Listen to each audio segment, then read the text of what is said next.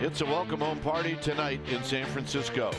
An old friend and fan favorite makes his way to the mound at AT Park. And a new friend gets to pitch in front of the home crowd at Third and King for the first time. It's former Giant Ryan Vogelsong going up against brand new Giant Matt Moore in Game 1 of the series, and it's next.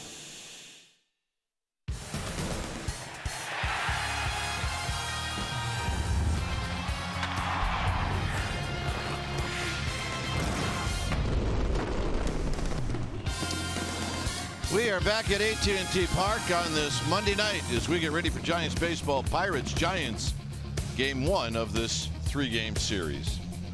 Hi again, everybody. I'm Dwayne Kuiper. Alongside me is Mike Krukow. Well, the Giants, well, they probably had a short night trying to get over the loss yesterday, but that's what you have to do. You got to get over it.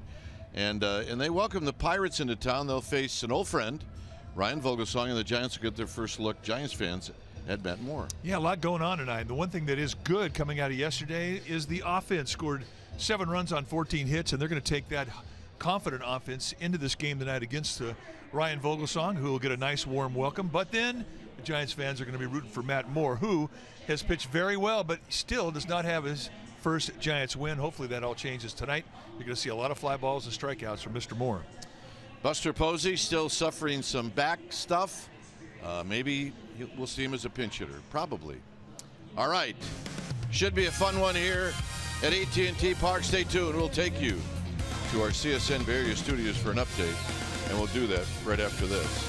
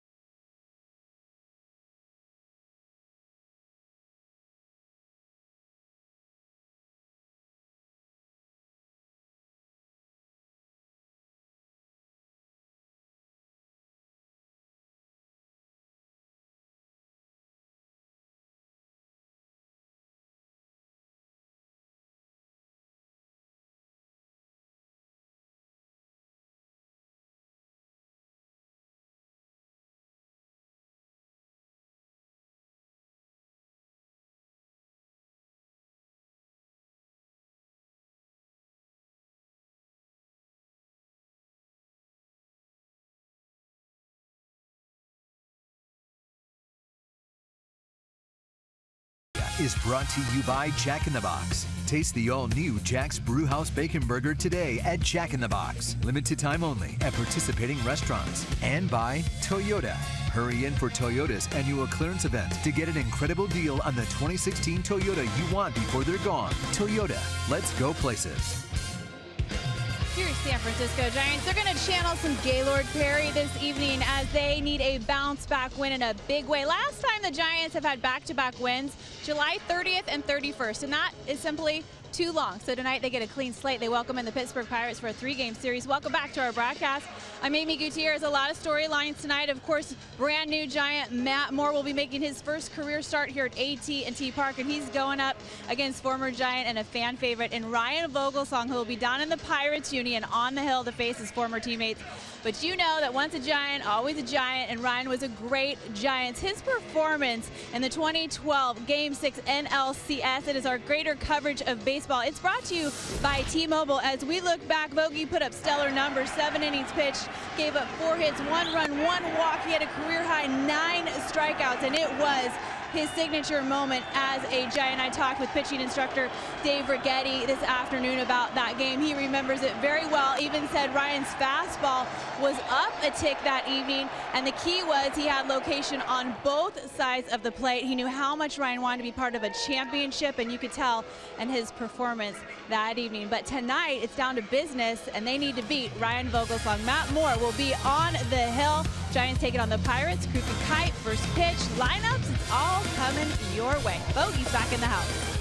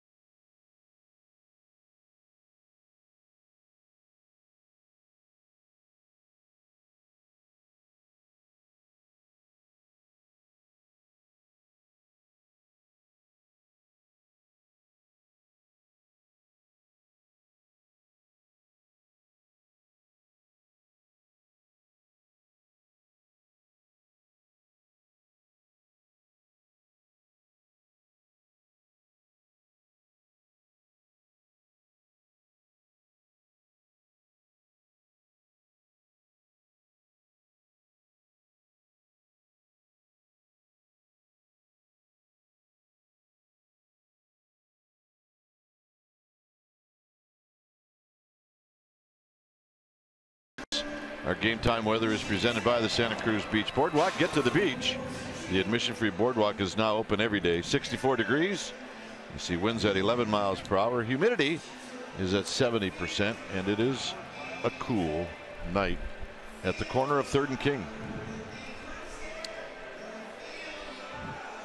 All right, let's take a look at the Pirates lineup. It's a good lineup.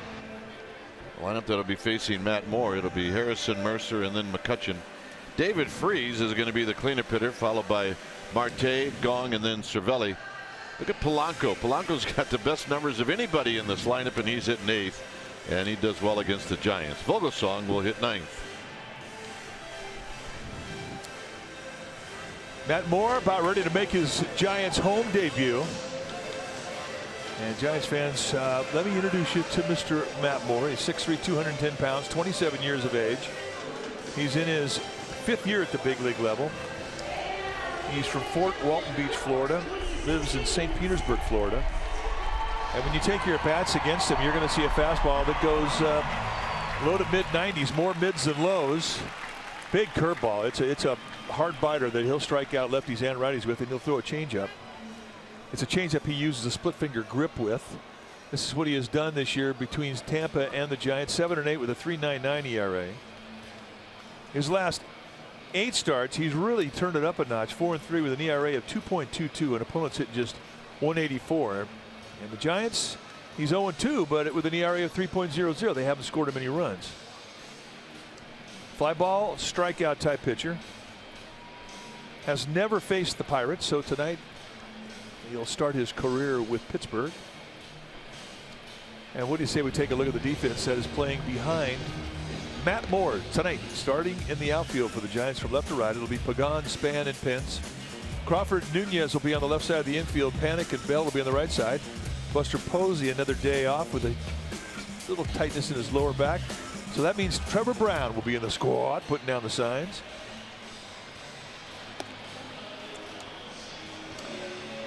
And right now, it is time for our Nissan keys to the game. First key, take what Vogie gives you. Ryan Vogelsong is going to stay on the corners, and you have to be disciplined to one side of the plate. Be patient, take what he gives you. Number 2, Matt Moore, enjoy AT&T. You were playing in a ballpark in Tampa that really wasn't that friendly for fly balls. It is here, especially to the right side of the field. So those are our Nissan keys to the game. I have one question. Yes. Matt Moore has not had the luxury of a forgiving strike zone. What about tonight? Well, the strike zone that he gets tonight, Mike Malinsky, is a lot more forgiving. It's a low zone, and it can be tight early, but you will get corners as the game wears on if you show Malinsky that you can throw strikes. All right, well, here we go. And I do think it's going to take Malinsky a few curveballs before he adjusts to it, and he may miss a couple early on in the game, but all in all, I like Malinsky's strike zone. He's a hard worker. So here's Josh Harrison. He will lead things off. And the first pitch of the ball game is a high foul out of play. So we get started at 7:16. There's the umpire's Kite was talking about. Malinsky behind the plate. Foster at first. Doug Eddings at second. Mike Winters, the crew chief, will be at third. Swinging a foul back, 0-2. And with Matt Moore, he thinks fastball, and you're going to see a lot of them. 4 home runs, 46 driven in for Josh Harrison. Play all over the place. And this is grounded sharply to Nunez. And this game gets started with a 5-3 putout. The pitch usage for Matt Moore, we're talking about how he likes that fastball. 63% of the time you're going to see a fastball. And then the curveball changeup, he'll throw more changeups to righties, more curveballs to lefties. But that doesn't mean he won't throw curveballs to lefties and curveballs to righties. I mean, he mixes it up pretty well, but still, he thinks fastball. Jordy Mercer hitting at 270. He's got 8 home runs, 44 runs batted in. The only hitter in this lineup that has ever faced Matt Moore before is Francisco Cervelli, the Pirates catcher. It's 2-0, and Cervelli is 0 for 3 lifetime. With Andrew McCutchen on deck.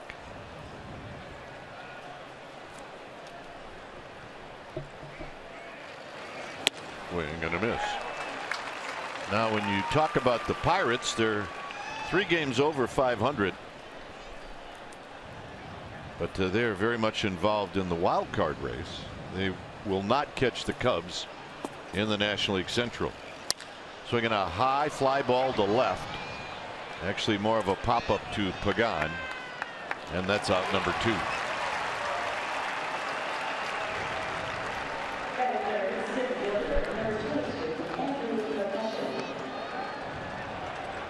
So here's McCutchen.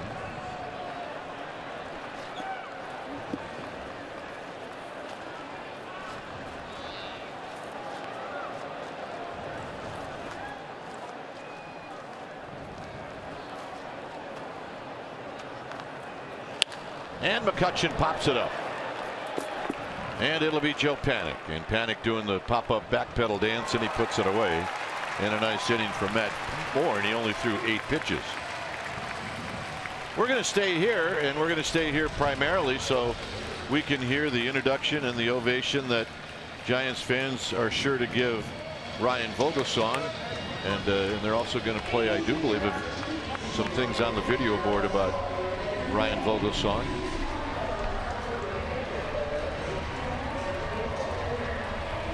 And Rennell is speaking right now, telling the fans exactly what's going on. AT Park experience later on in the game to possibly see your photo.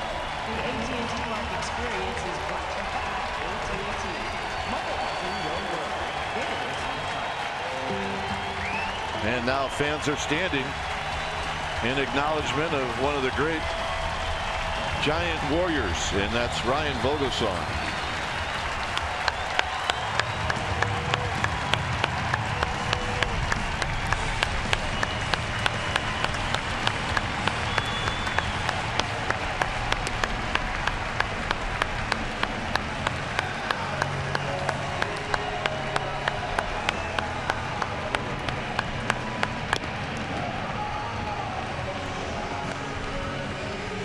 I can guarantee that sent shivers up his spine because it did to us. So Ryan Vogelsong on the hill.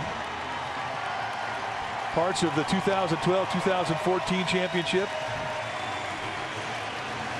What a wonderful welcome that was. And I'm sure he'll never forget it. See, 2-time World Series titles back in 2012 and 2014. And in his 7 starts in postseason, the Giants were 7-0. He was an all-star in 2011, and you see his 2012 postseason starts. They don't win anything in 2012 without him. And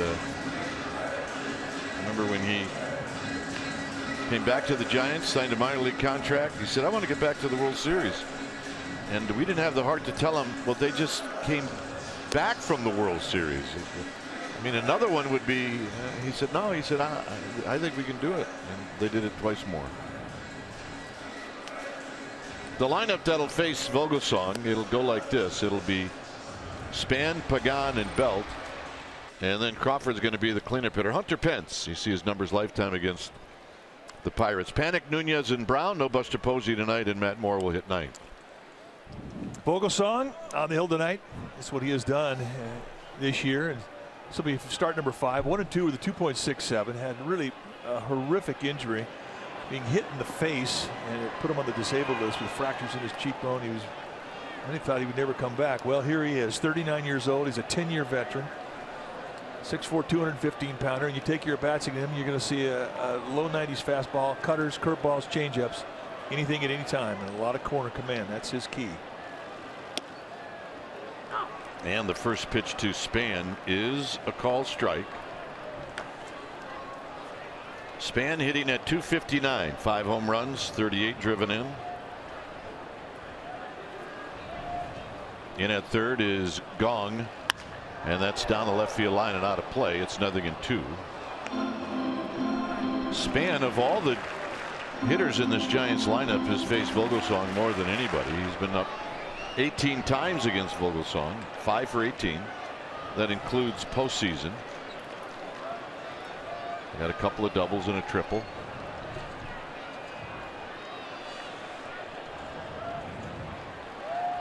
And the pitch is high. It's 1 ball and 2 strikes.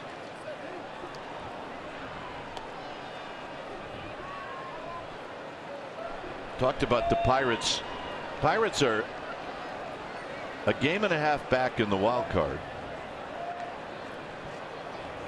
And it's low to Span. Dodgers are 3.5 up on the Cardinals, who have the second spot right now, and then the Marlins, and then the Pirates. So Pirates have a lot to play for. The Mets are 2.5 back of that second spot, and of course they come into town on Thursday. Spirited competition all week. Yeah, good baseball. It's the big leagues. I never said it was going to be easy. Out of play. Vogelsong, who has slowed down considerably as far as the pace of how he pitches since he came to the Giants.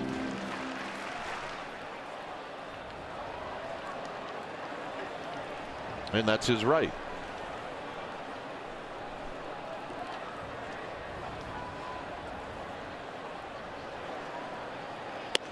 And tries to shave the outside corner. It's now 3-2. And that's what he has to do. We first saw him and first got to the big leagues in 2001, and he threw hard. Good arm, mid-90s plus. And this is popped up, but it's going to reach the seats. As Gong gives chase, but it's about 20 rows back. The other thing too about Vogelsong, he's just never going to give in to this middle of the plate. He's just not going to do it. I mean, he would rather walk a guy. He'd rather walk a guy. He's going to stay on the corners.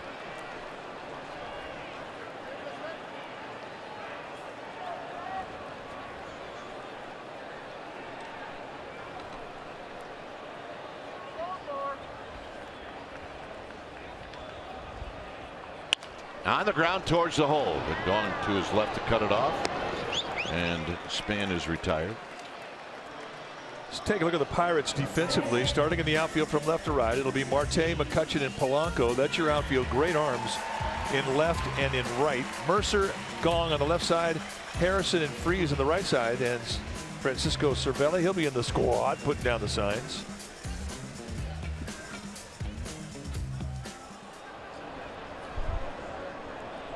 So here's Pagan. Pagan hitting at .289, 8 home runs. He's got 40 runs batted in. Span saw 8 pitches from Ryan Vogelsong, and Pagan takes a strike. I'm sure that'll be one of the things the Giants talked about, knowing that Vogelsong isn't going to give in to you. You can run the pitch count up on him. And that's a fair ball down the right field line. It'll kick right to Polanco, and that's a 1-out double for Pagan. Stay hot, Angel Pagan. And that's a 13-game hitting streak. And of all the National League players, and that's the one that's on top right now. Let's take a look at it. Change up, down and in. His body has a little bit of a slide out towards the front foot, but the hands stay back, and it perfectly places it down the line past David Freese, the first baseman for the Pirates.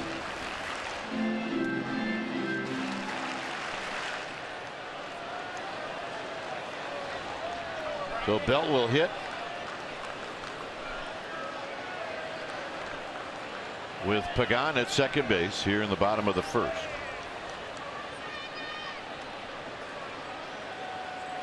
And the first pitch is up and in to move Brandon Belt off the plate. It's 1 ball and no strikes.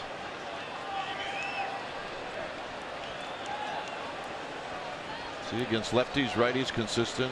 At home, on the road, consistent.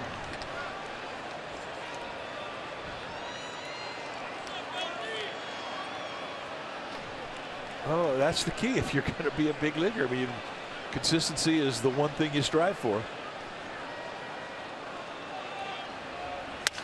Driven to right. It's got top spin, and it's going to fall. So stopping at third is Pagan. If that doesn't have top spin, Polanco's going to catch it. He squared it up. That was a solid swing of the bat. There's the top spin you're talking about. And from Angel Pagan's perspective, he's got to wait to see if that ball is going to get caught. So with one out, they're not going to take on Polanco's arm. He's got one of the best in the game.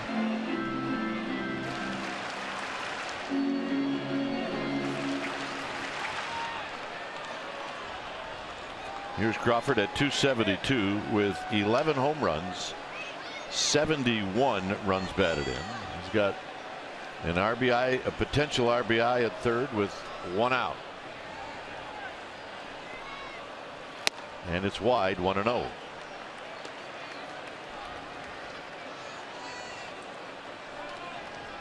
Giants come in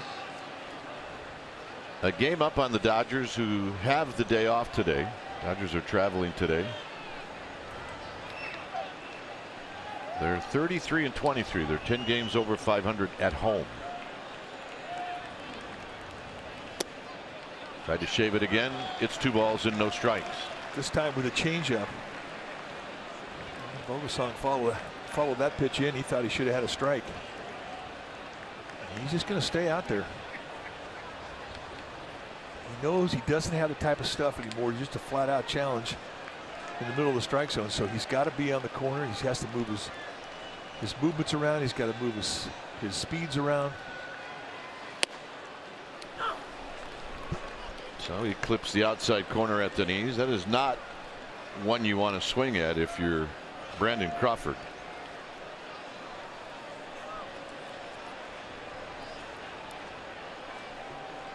It's an Irish gamer, babe. Welcome.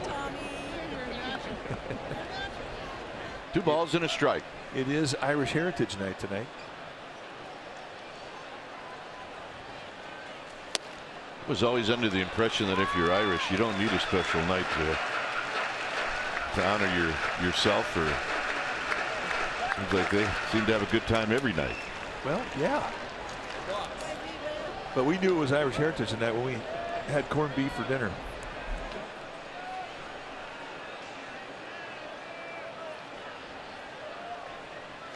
Three and one. Hunter Pence is on deck. And the walk. Stays to a corner. And if you're taking your bats against him, I mean, you have to sit with that in mind. You look either inside or outside and stay on that side of the plate. Timeout for our Togos. Our pitch usage for Ryan Vogelsong, 55% fastball, and basically you're going to see a lot of hard stuff between the cutter and the fastball. And the changeup, curveball, everything he has, he'll throw in a 3-2 count.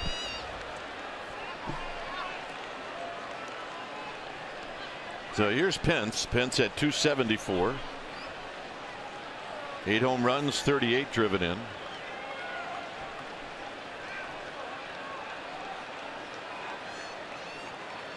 You got Pagan, Belt, and Crawford. And a little soft line drive caught by Gong at third. 2 outs.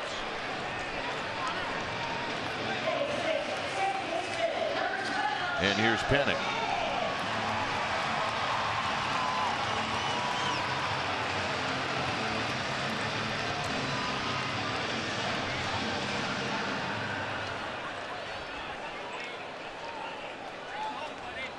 Joe Panic hitting at 245, 7 home runs.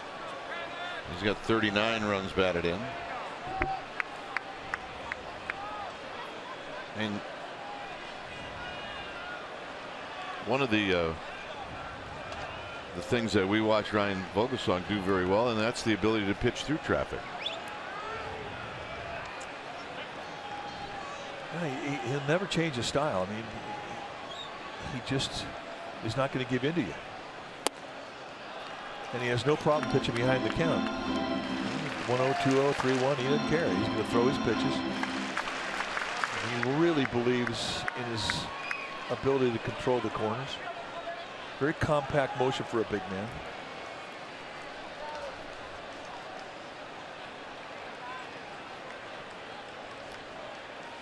Two and 0.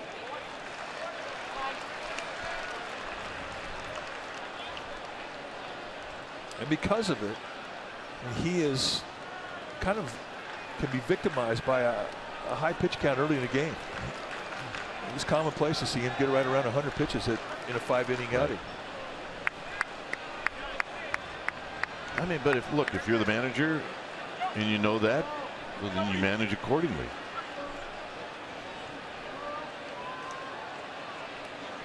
Two and 0 to Panic. 3-0.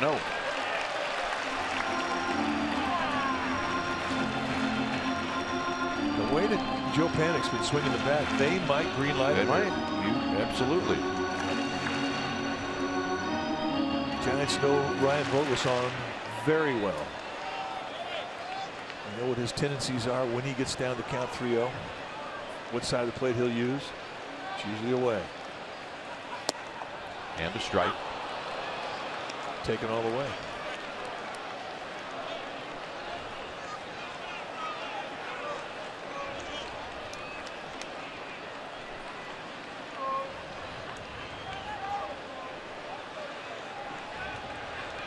Eduardo Nunez is on deck.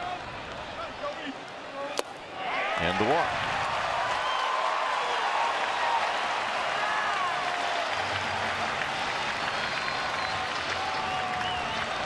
So the Giants on the board. It's 1-0.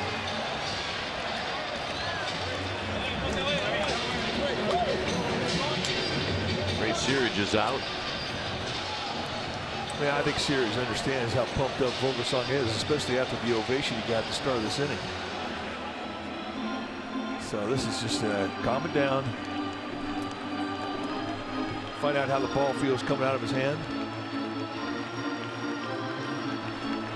Try and get ahead early.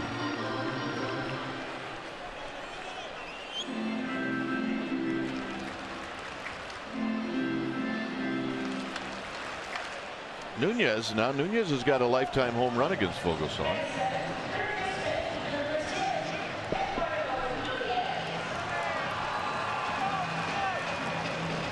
Well, we got it. You can't fool our guys. All right, let's take a look. It was in New York when Nunez is with the Yankees. Down and in, stayed inside it. Took the try. Nunez at 286, 12 home runs, 49 runs batted in. And he gets a breaking ball slowly hit the gong. Gong charges and throws, and they got him. And that's going to end the inning. Giants on the board after one. It's 1-0.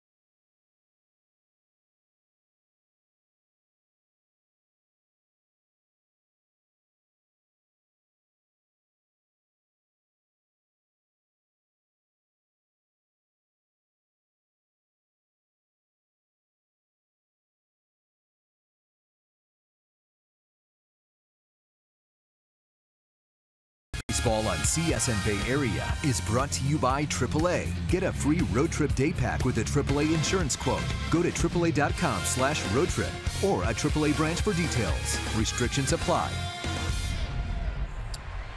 Well, Giants season tickets are currently sold out, but you can get on deck right now for your 2017 season tickets with a $500 per seat non-refundable deposit. The season ticket deposit allows access to purchase potential 2016 division home playoff games. And here's your chance to become a Giants season ticket member. Go to sfgiants.com/season. David Freese takes a call strike. It's 1-0 Giants.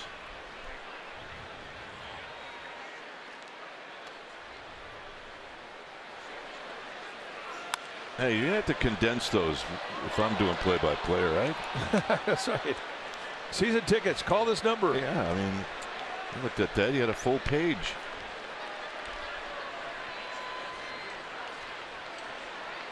Oh, 0-2 to David Freese. Out of play as Matt Moore continues to pound the strike zone.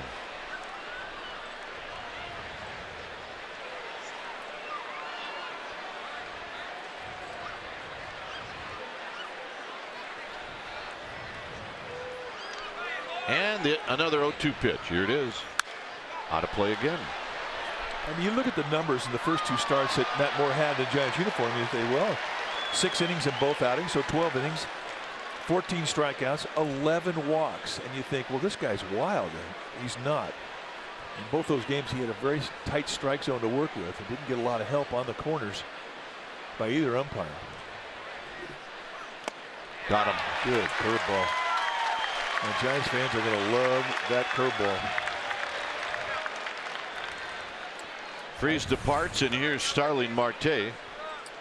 High 3/4 release, and that's very, very Barry Zito-like. As you take a look at our Exmo brought to you by your local Toyota dealer, and the only difference is it's harder. Throws it at a greater velocity than Zito did. Yeah, he actually squares up really nice too.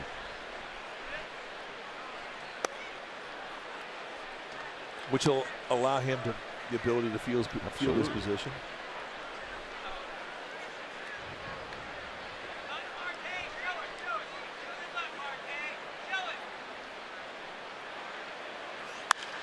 High into center field with room. I think Marte hit that ball pretty good. All right, let's check in with Amy G. Amy. All right, gentlemen, I had a chance to catch up with Matt Moore about making his home debut as a San Francisco Giant, his first career start here at AT&T. And he said he definitely had nerves, but he was really looking forward to it. He said what's helped him settle in is he's already had a couple of starts with the Giants on the road, which gave him a chance to know his team a little bit. He said the last few days he's loved how the seats are filled here at AT&T Park, and he can already feel the effect of the fan base on the opposing team. He loves it. He did say, though, it is cold here. He's got to become one with the cold, guys. Well, one with the cool. Yeah. I mean, Matt Moore's from Florida. He's pitching in air conditioning here. Well, it's a great place to pitch. And a check swing roller foul to Gong, who's hitting .238. Ball's trying to come back to fair territory and just finally dies in foul territory. But you do have to make some adjustments when you're in colder weather. It's not as easy to get a feel of the ball because you don't get perspiration on your hand. That's the bad. The good is if you're pitching in the Midwest or the East Coast right now, you're going to lose 6-7 pounds as a starter. Here you'll lose a ½ pound.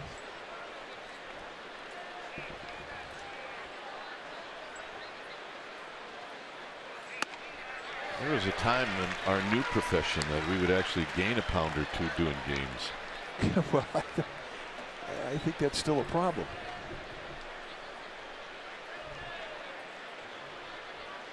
Especially in towns like Milwaukee, Cincinnati, 2-2. Pittsburgh, St. Louis, Philadelphia. all of them. Yep, pretty much.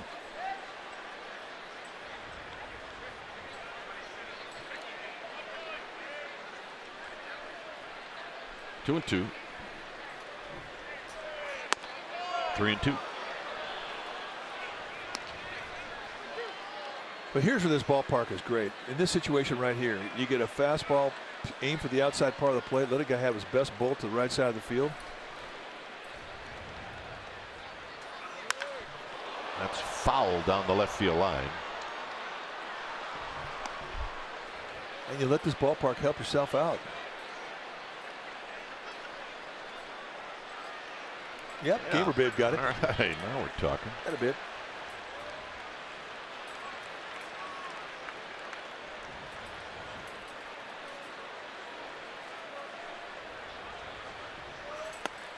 And the walk. So first base runner. Bringing Cervelli to the plate.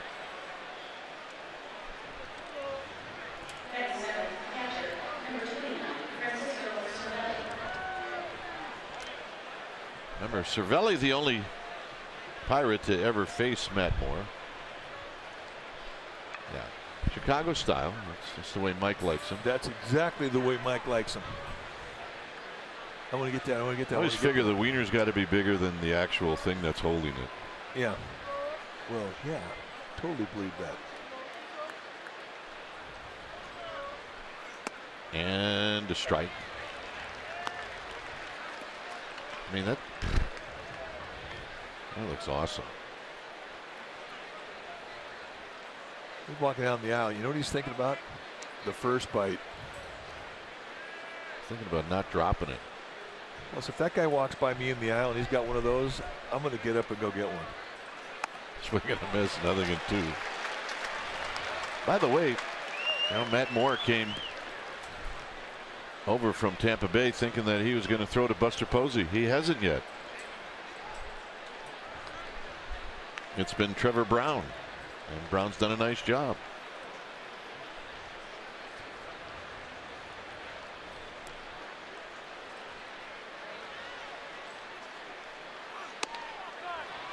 Cervelli, good hitter. When the Giants played the Pirates 4 games in Pittsburgh, Cervelli was on the disabled list. He's a good player.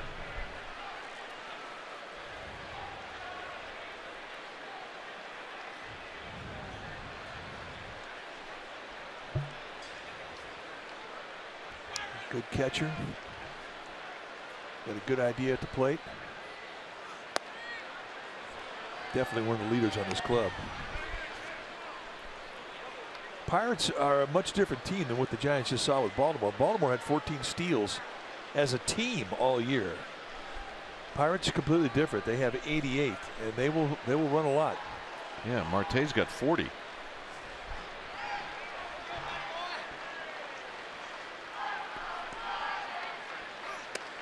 So a full count. This is the first time Matt Moore has been out of the stretch.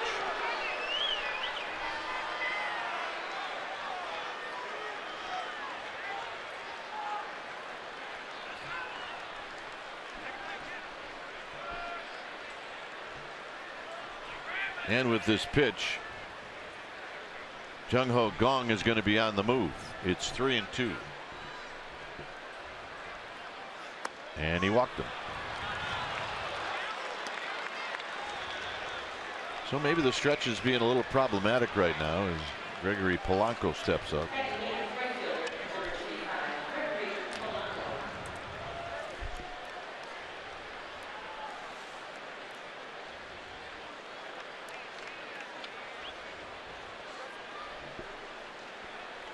Now Polanco, 274, 16 home runs, leads this team with 61 runs batted in.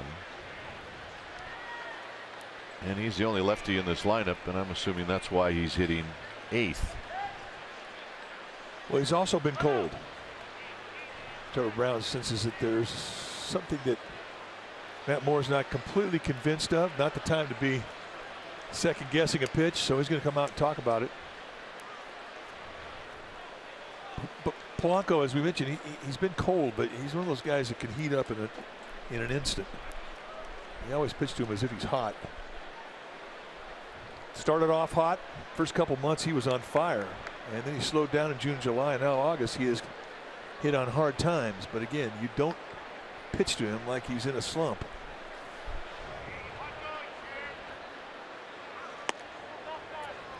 So the big breaking ball as he opens up the at bat with a curveball, and it's 1 ball and no strikes. And he's got a base to play here with Vogelsong on deck. Vogelsong, not that great a hitter.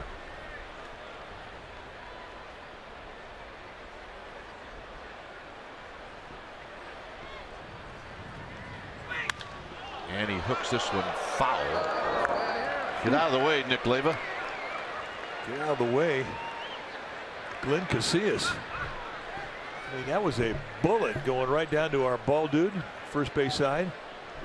But hey, he's a left-handed catcher, and they don't make many of those. He stood his ground. Had a babe. Mark Madden over there on the other side. Got the first glove they've ever made. Looks like somebody did a nice job of restringing that glove too.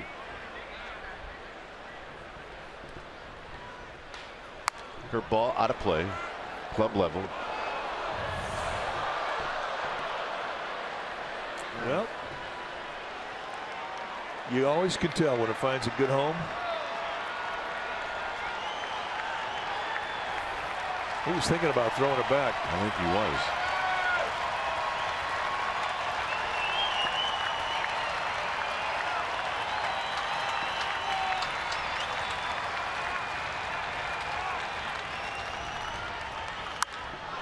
Hit towards the gap. Pagan's got a beat on it, and that's going to end the inning. Brown, Moore, Span coming up.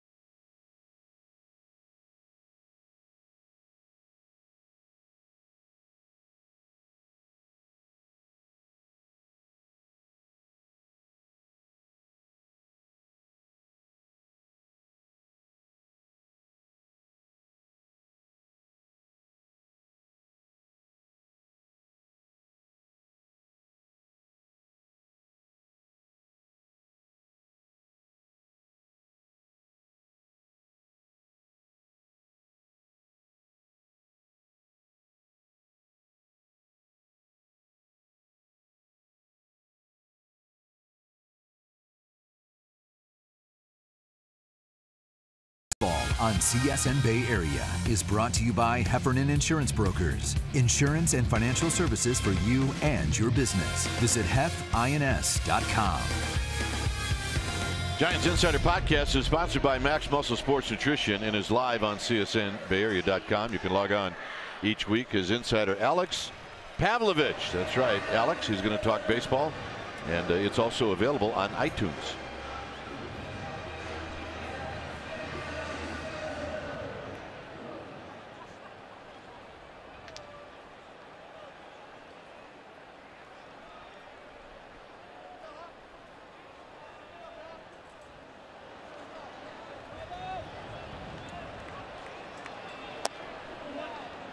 So Brown takes down low. It'll be Brown, and then Moore, and then Denard. Span. Nice game yesterday from Trevor Brown. 3 hits in the game. And a called strike. It's nice to have an offensive day like that when you haven't been starting. And he's swinging the bat with some confidence because of it tonight.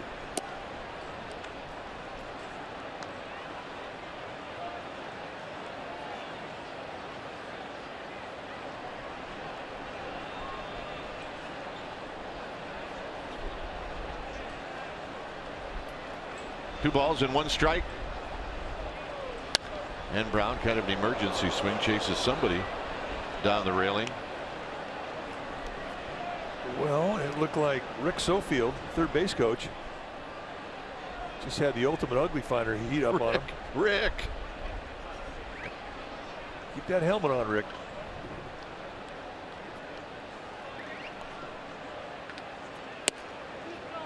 In tight to Brown. Well, we've given this guy a hard time over the last week. And the gentleman next to Stretch is Jeff Idelson. He's the president of the Hall of Fame. And, of course, he likes to hang with his Hall of Famers. I don't blame him. And the walk to Brown. And, you know, we've had ample opportunity to explain to Jeff that the thievery of Brandon Crawford's bat, we were just kidding. Yeah, kind of. Yeah. But Jeff was a little disappointed this year that Willie McCovey was not able to make the Hall of Fame induction. Mike Piazza and Ken Griffey Jr. So here they are. They're making up for lost time. Absolutely. I have to tell you, as Moore lays down a perfect bunt. In the game of baseball, he is one of my favorite guys. Stretch and Idelson. No doubt. That's a good combination right there. He's a good dude. We can't get him to take any of our stuff with him to Cooperstown, but we still think he's a great guy. And Estelle on the right, Willie McCovey's significant other. Really comes to every game. Sits right next door to us. The great McCovey. So here's Span with Brown now at second base. So how about the bunt from Matt Moore on the first pitch? Beautiful.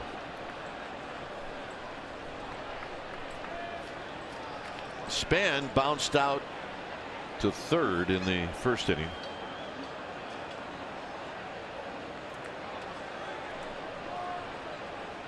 First pitch low, strike. No balls and one strike.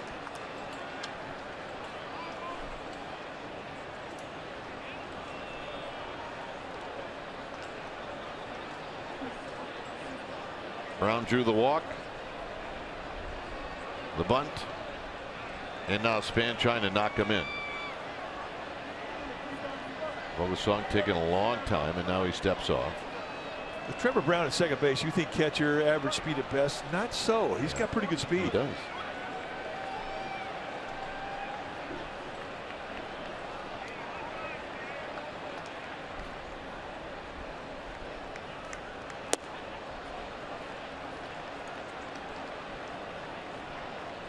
Pagan to follow.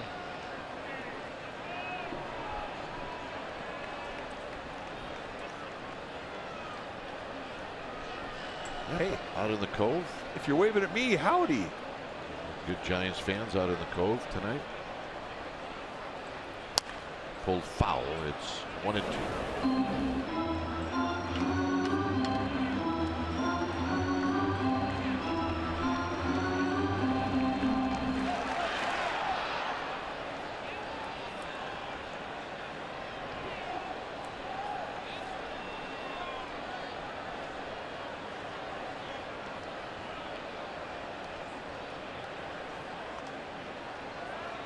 And the 1-2 to Span. 2-2. Giants scored a run in the first, a couple of hits, a walk, and then panic walk with the bases loaded. Vogelsong did get a big out. He was facing Pence with the bases loaded and one out, and retired Pence on a soft line drive to third.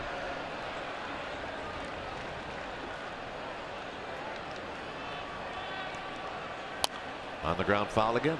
Staying with that breaking ball on the inside corner, letting that break fall off the strike zone towards his back foot.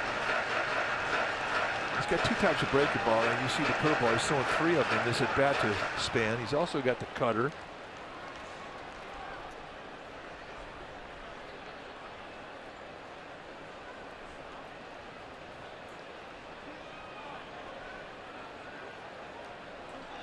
Bogey taking a long walk, trying to think about this next pitch. Unless, well, I get it. They're taking a look at Cervelli. Got some dirt kind of came up and got him in the eye.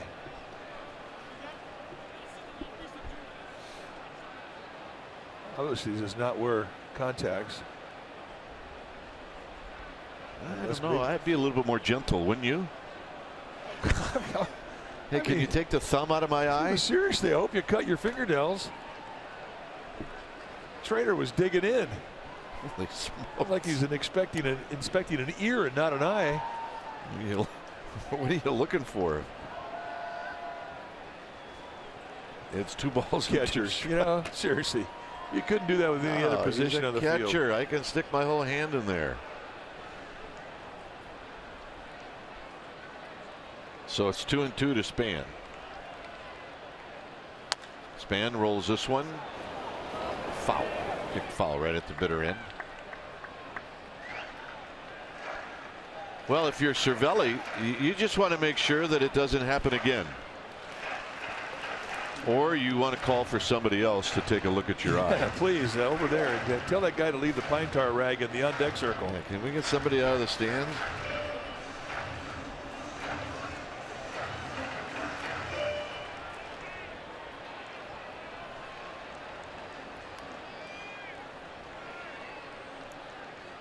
Span had a long at bat in the first. He's having another one here in the second. Cat and mouse game now.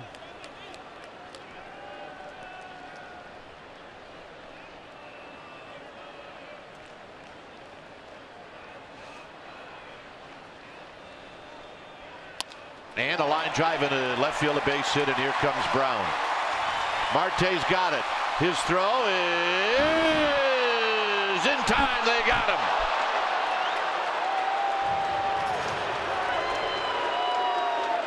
It looked like Brown was going to slide maybe past the tag, but they're going to say that he got him.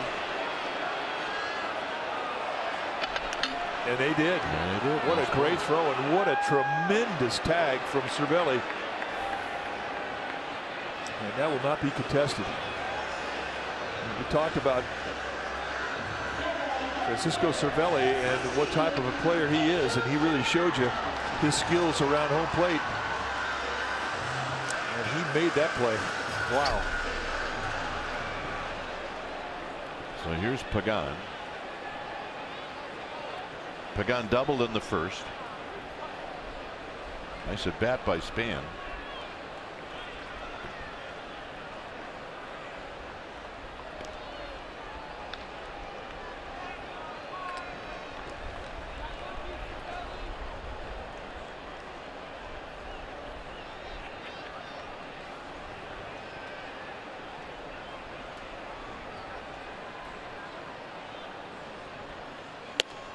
And a strike to Pagan. Span with 12 steals. You would think if Span was feeling well that that this might be a spot where he would go.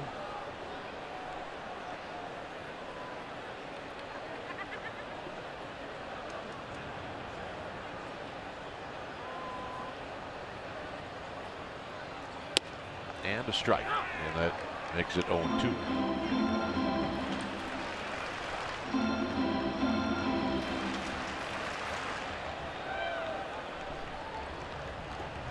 This will be pitch number 41 for Vogelsong.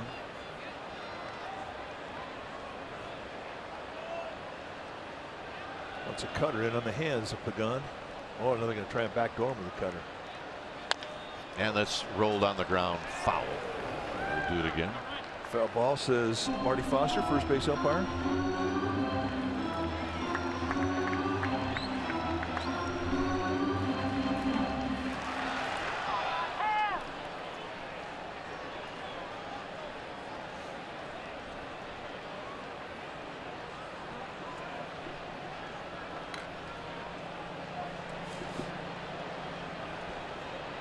Belt is on deck. It's 0-2 to Pagan. Span does not go, and this is rolled up the middle. And the flip to second is just in time, and that'll end the inning. No runs, an opportunity, but Brown thrown out at home. It remains 1-0.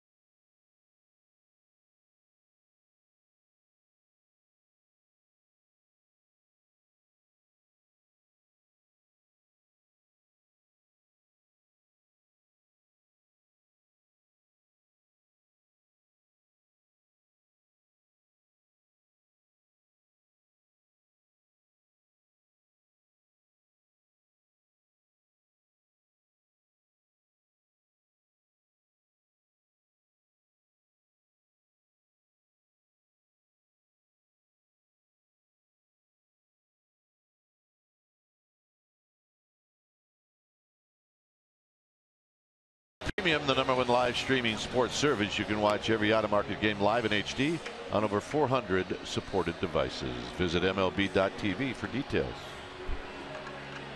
So Ryan Vogelsong. Batting ninth, the pitcher, number Coming 14, Ryan Vogelsong.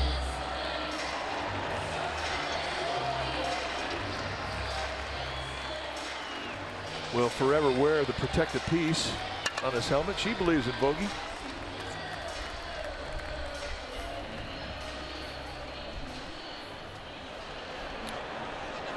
So you see his career numbers. This year he's 0 for 3.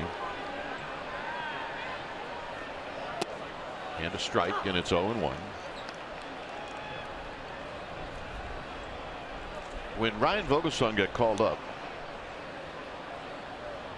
there were 2 young guys on this Giants team that turned out to have really fabulous careers. Joe Nathan and Vogelsong. They're same age. And, they just went in different paths. So Vogelsong out on 3 pitches.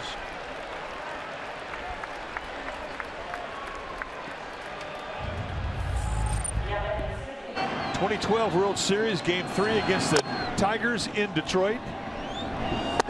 And he was fantastic. 5 hits, no runs allowed. 5 2/3. Yeah, you saw the 1 double play. It was huge. Here's Harrison, who takes down low. Nicole is here, sitting with friends. Let's see, is that Haley Bell? That's Haley Bell on the left. Well, Belt's going to hit leading off the 3rd, so that's when they won't be speaking.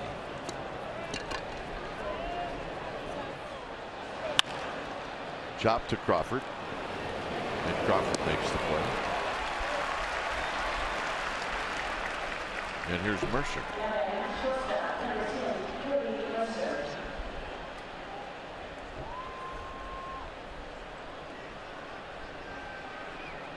Mercer hit a pop-up to left field.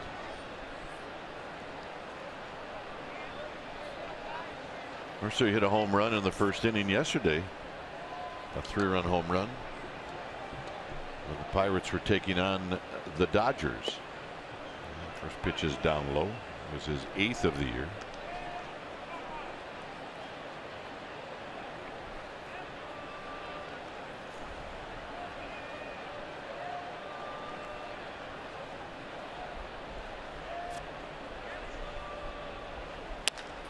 Drives this one down the left field line. Fair, foul, foul. Had Mad making a play down there. Yeah. Guy with the gloves tick though. It's like, I brought my glove and I didn't get the ball. Plus, I got to hear about it from this guy for 8 more innings. That's exactly what he's wearing everybody out down there. Yeah, I could have played the minor league. Yep, I hurt played my arm. semi-pro. Hurt my arm. Down low, 2 balls and 1 strike.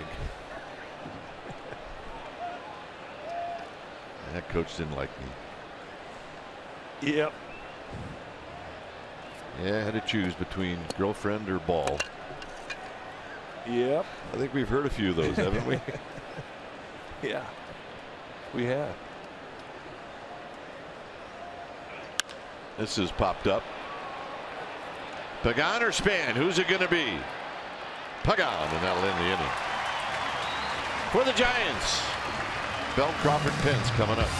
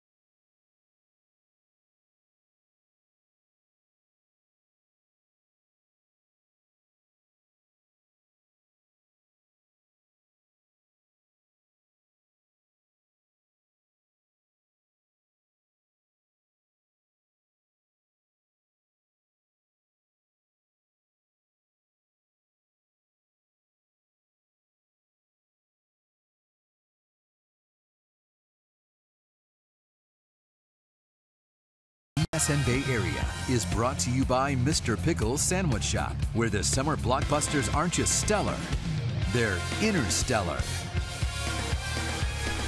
Giants with a 1-0 lead. And leading off will be Belt. Challenge fastball and very quickly ahead 0-1.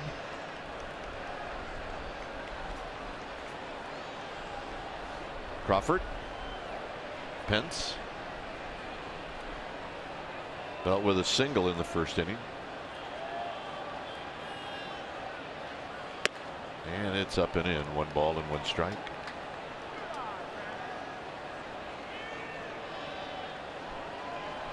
Buster Posey, day to day. Bruce Bochy said, yeah, well, didn't want to play him today. We want to calm everything down, make sure that he's good to go.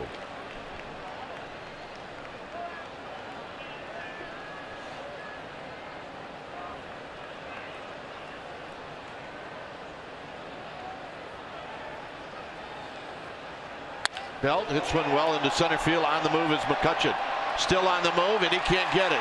And it bounces over the wall for a ground rule double.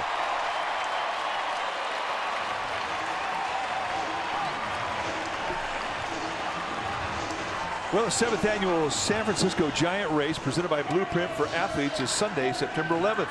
And you can finish your race on the field right here at AT Park. The race will include half marathons, 10Ks, 5Ks, kids race, or family relay distances. All participants get a Brandon Crawford runner bobblehead.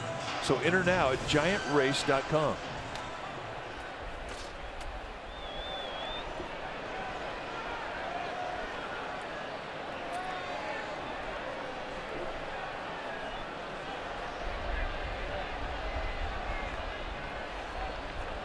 So here's Crawford.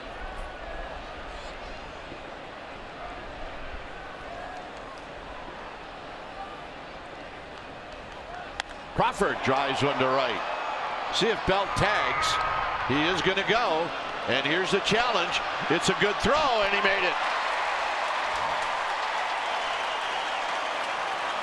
Well, we were not exaggerating about the arm strength in the corners of the Pirates outfield. We saw from Marte, the left fielder, and here you get to see from Polanco. He knows he doesn't have to worry about a cutoff man. There's no back runner.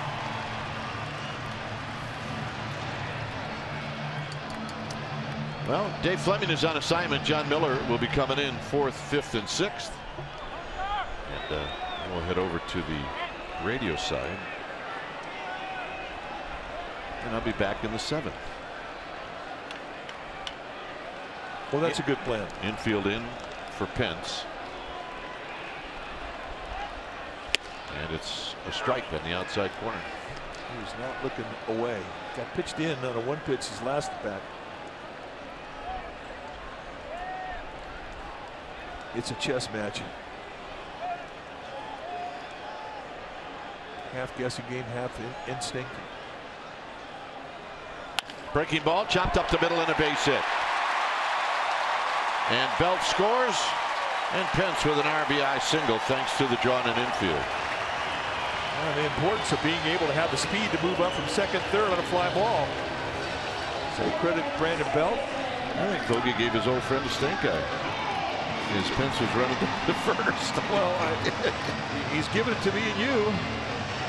If you ask him a question the day that he pitches, stank eye. I'm telling you, he did. So here's Panic. Panic drew a walk with the bases loaded.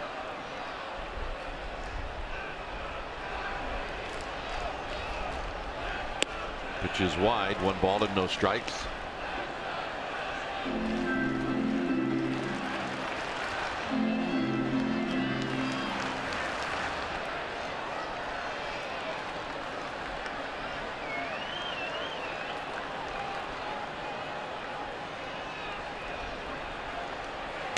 Swinging a foul off the end of the bat. Good changeup.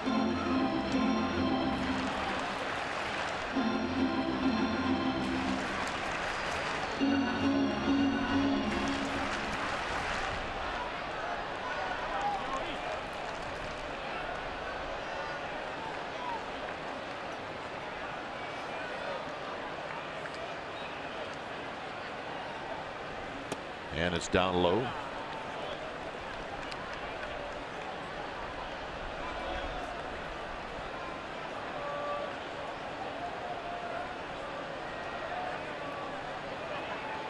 On deck is Eduardo Nunez. The Giants lead 2-0.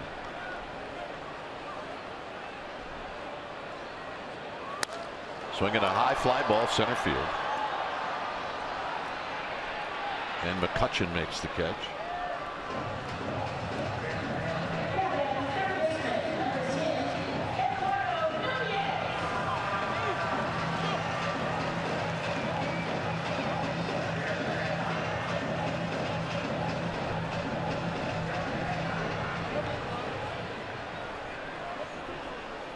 So Nunez, he's going to hit with 2 outs, and Pence at first base.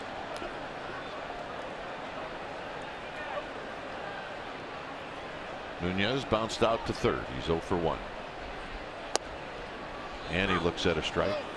Thought that was a bit low, perhaps.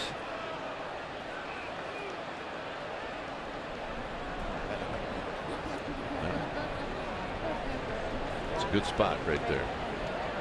Love those seats.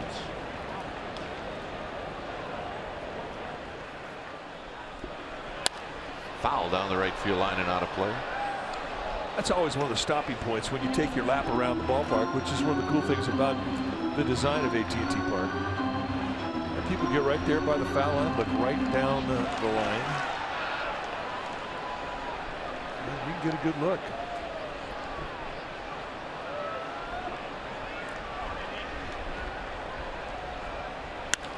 Swinging a little flare to right, and it is going to fall. And it kicks away from Pence, and now Pence is going to have to put on the brakes, and now he's caught in a rundown, and the throw is in time, and they got him. So that's going to end the inning, as Pence is thrown out. John Miller will be back. I'll see you back here in the 7th.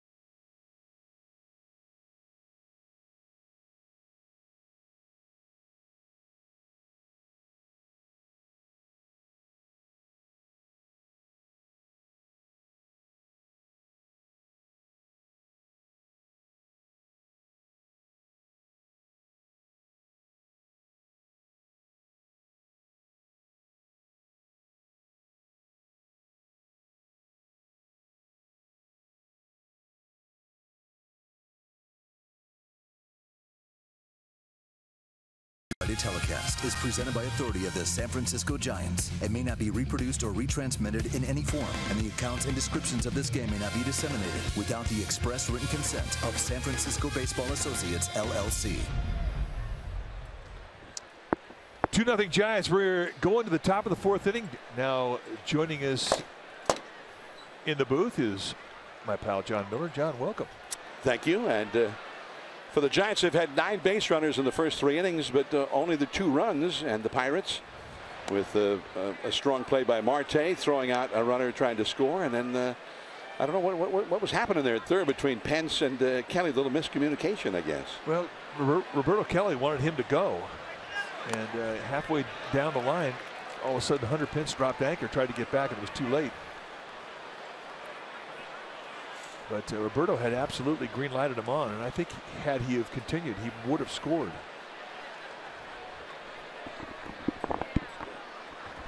So the 0-2 pitch, a fastball up and away, and McCutchen goes down, swinging. That is strikeout number 3.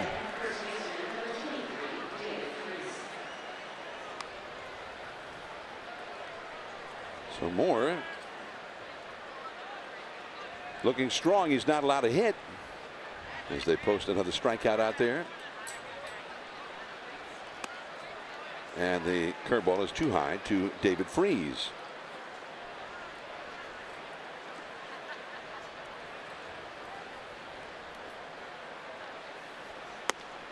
Moore in his first home start in his new baseball home here with the San Francisco Giants.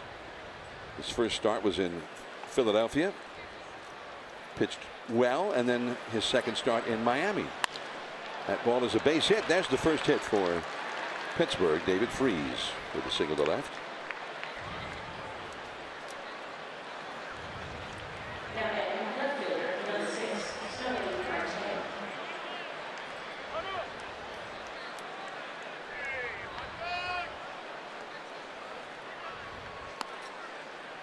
First time that Matt Moore got in the stretch, he was a little bit wild with the fastball.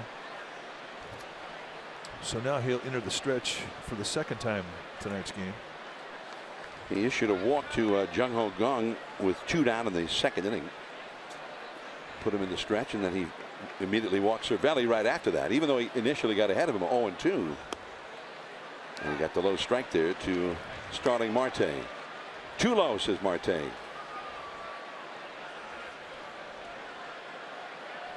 For the Giants, 2 runs and 6 hits in 3 innings against Vogelsong, who's also walked 3. And that's too low. 1 ball, 1 strike. And we've seen that. Vogie is the master of getting out of a jam. Well, he's going to nibble, and he's going to stay on corners no matter what the count, what the situation, what the hitter is. He just is not going to come at you.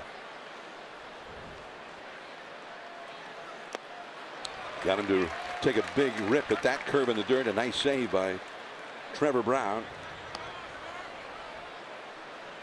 Matt Moore is one of the few guys that I've seen in the big leagues that doesn't have a little slider or a cutter. The only breaking ball that he throws is that curveball.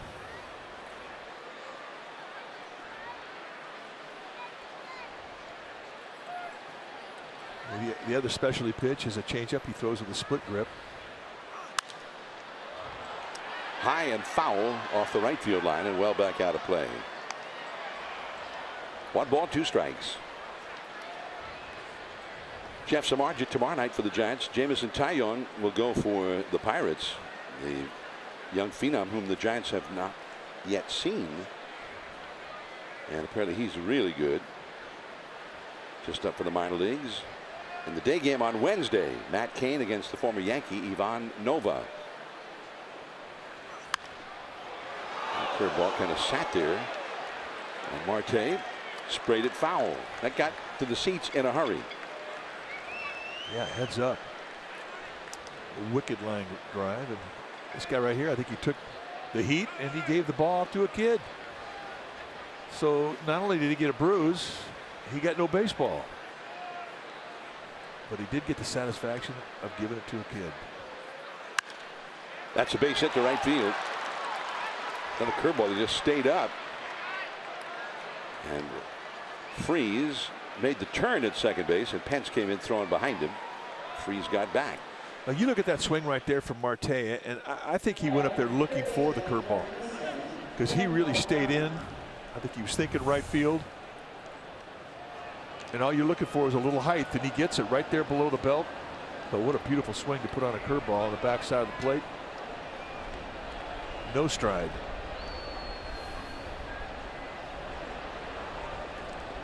Marte having a very strong year. Came into this game hitting .316 this year.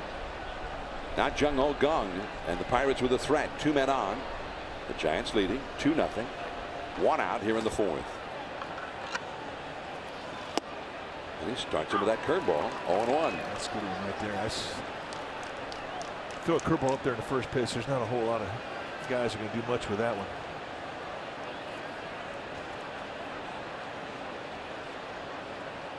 But you could throw that thing 0-2. That's a perfect curveball.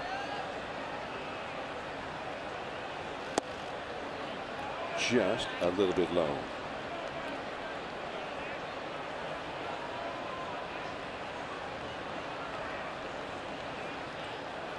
One ball, one strike to count.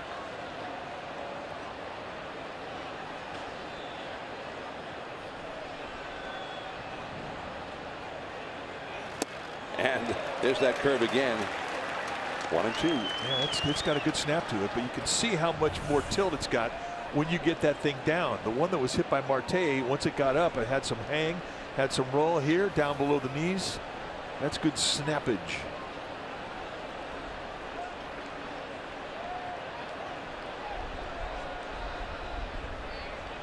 Giants have done well against the Pirates at bats like this so far this year.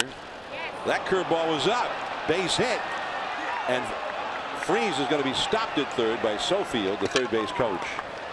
And now the bases are loaded.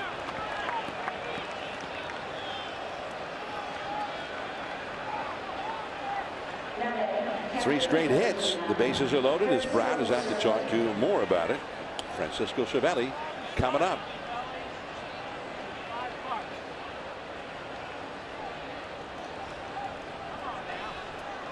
So the curveball this inning has been very, very good, but when he's got it up, it's been hit.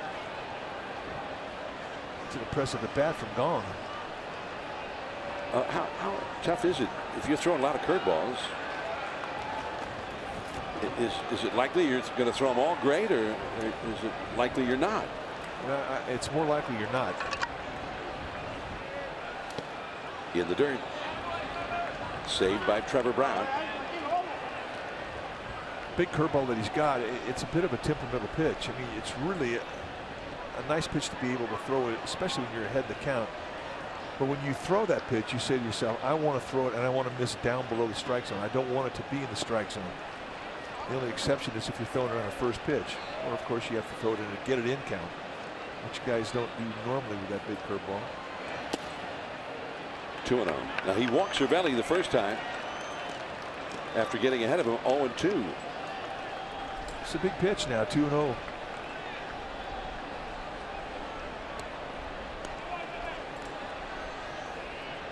Polanco, the only left-handed hitter in the Pirates batting order for this game, is on deck.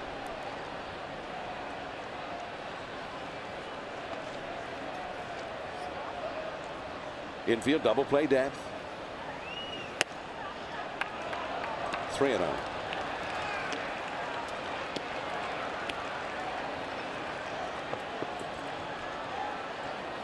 Freese hit a one-out single. He's at third. Marte, who singled at second, and Gong, who singled over at first base.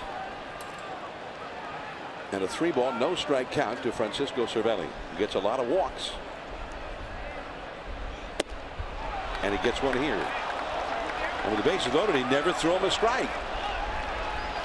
So Freese is forced home, and it's 2-1 Giants. That's the Pirates' first run of the game, and they got it the same way the Giants got theirs, on a bases loaded walk. David Getty going to come out and try and calm the waters.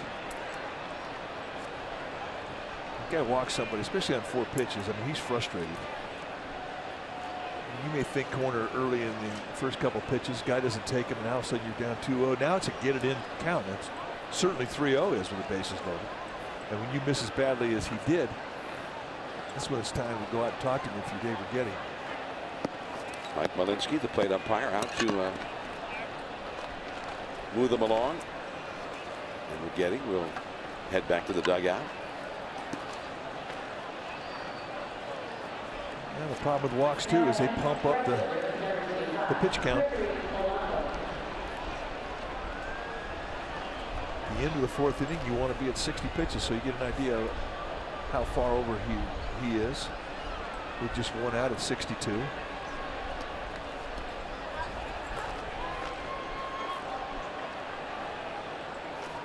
See Polanco against the National League West. 24 runs batted in 28 games. Jay Bruce now with the Mets, and Yelich of Miami, the only two ahead of him in the league. That's a foul. That's 0-1. So Polanco's not of the school he's been wild, make him throw a strike first. No. But you know, that's kind of been the Pirate philosophy forever. See ball, hit ball, run like crazy. Pirates, who years ago they hit the ball so well, their nickname was the Lumber Company. Lumber and lightning. Polanco, the leading RBI man in this team. A little bloop, base hit. The tying run scores. Here's Gong. And as the throw went to third base, safe there is Cervelli, and into second goes Polanco on the throw. And the Pirates have a 3-2 lead.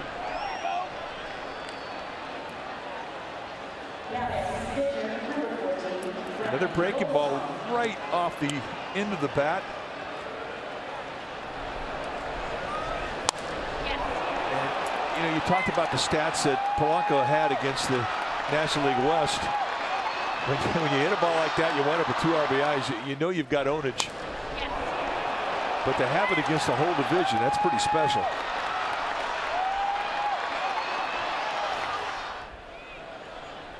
Five straight Pirates have reached base. 3 have scored. Runners at second and third. The infield is in. Vogelsong fouls one out of play.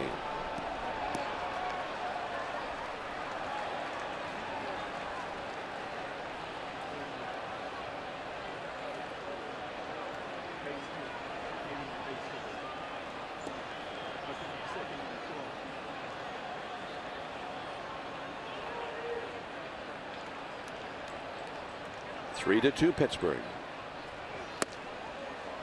1-1. Vogie struck out his first time. Cervelli, not a particularly fast runner. He's the catcher over at third base. Polanco at second is a fast runner.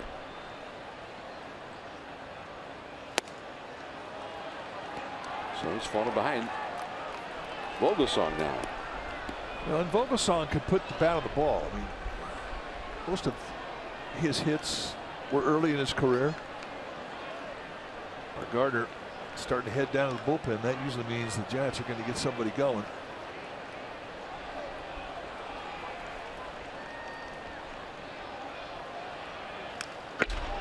Got the fastball up, and he had a pretty good whack at it. He was on it. You see George Contos heading down to the Giants pen.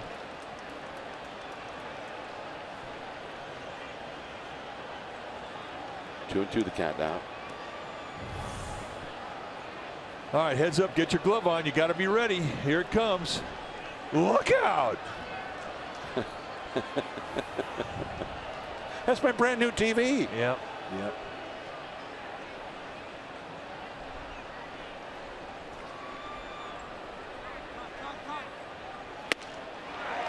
Two down.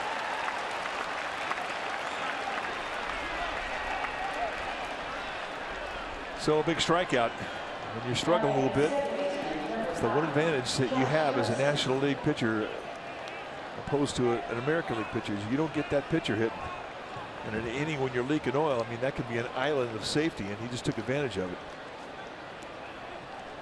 Josh Harrison now.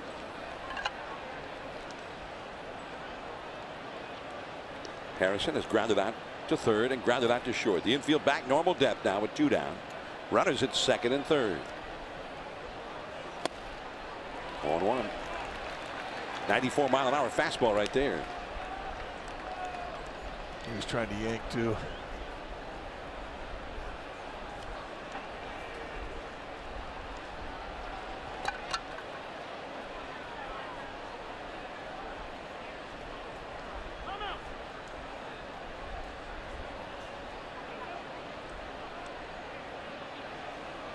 Giants got a run on the first on a bases loaded walk to Panic, and another run on the third. Hunter Pence RBI single. Now the Pirates with 3 runs home here in the fourth. 1-1.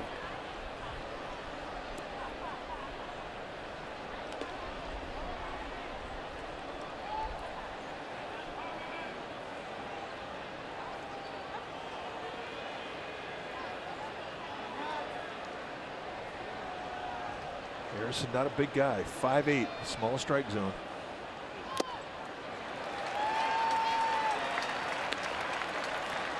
One ball and 2 strikes. I mean, that's an uppercut. That's a swing right there. Guy's trying to lift.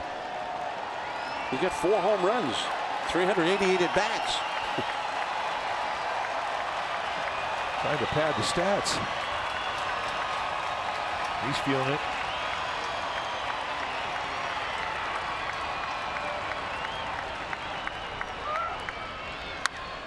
And he went up, way upstairs. Pence a long run, Belt a long run. Pence falls over and caught it. Oh my. And hopefully he's okay. Seems to be.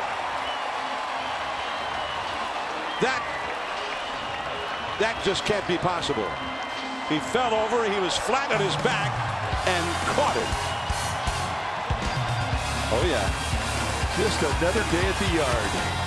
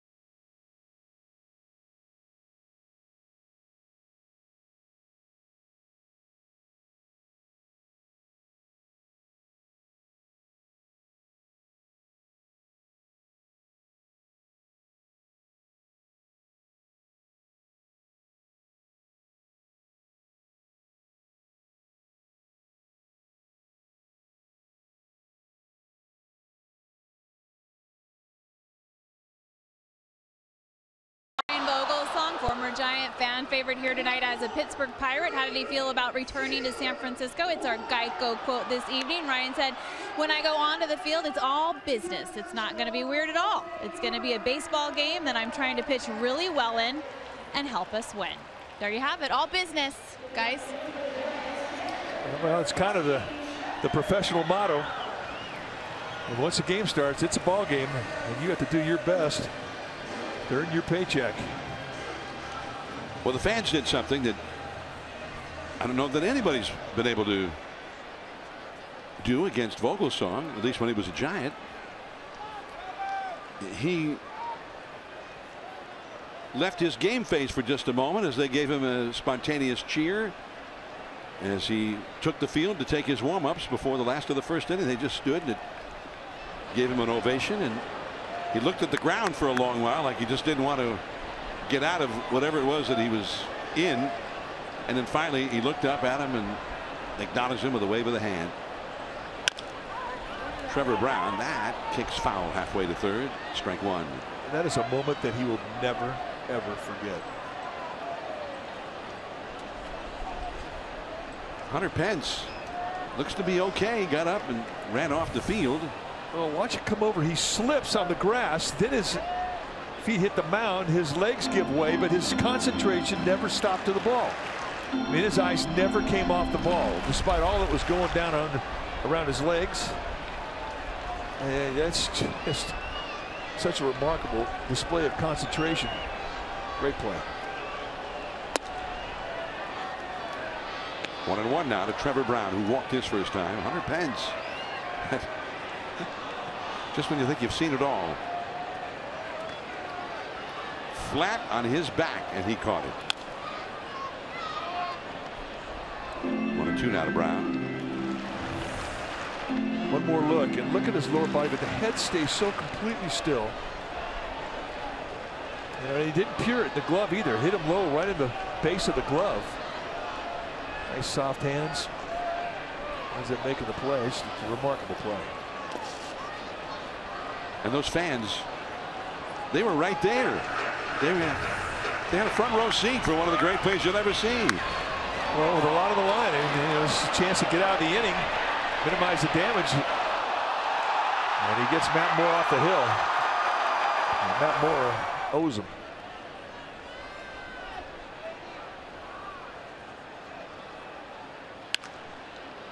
Pulled foul. 2-2. I mean, it really does bear one more look at it. I mean, his back was completely flat on the ground.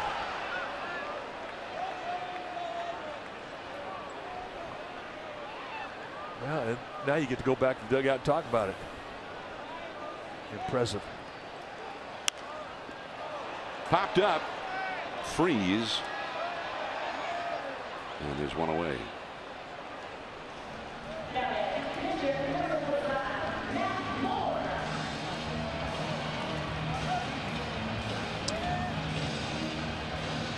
Well, Brian Vogelsong, remember the Giants, he was a major part of a trade where the Giants got a guy who ended up being their ace for many years, Jason Schmidt. Vogelsong went to Pittsburgh in that deal.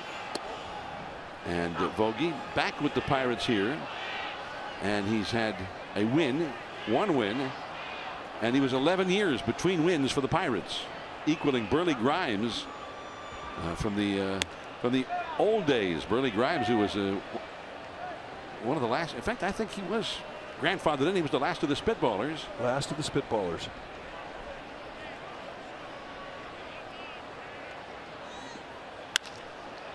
Right to the shortstop. Bobbled. But Moore was just trotting up the first base line, so he is out. 2 down. And we go to the top of the order for Denard Span. 3-2. The Pirates are leading the Giants here in the 4th inning. Burley Grimes was with some Pirates teams from the dead ball era and then into the Babe Ruth era. In fact, he was 1928 when he got his first win in 11 years for the Pirates. And that was the year after they'd been swept by the Murderers Row Yankees in the World Series. The Ruth and Gehrig Yankees. It's a great baseball name, too. Burley Grimes. Burley. Together since 2016. Of course. A little bit high from Vogelsong. 1 ball, 1 strike. Well, the Giants got 6 hits in the first 3 innings. Vogie walked 3. And now they're trailing. And Vogie's got a chance for a 1-2-3 inning. But that's a base hit. Second straight hit for Span. Well, and that's really an example of take what Vogelsong gives you. You're going to throw you on the outside corner. It's going to be on the corner. It's going to have movement running away from you. Don't try and pull it. Try and pull it. You roll over. It's a ground ball to second baseman. 2-seam fastball. And he just shoots it right through the 5.5 hole. And that's the key when you're trying to hit against a guy who has the type of command that Vogelsong has.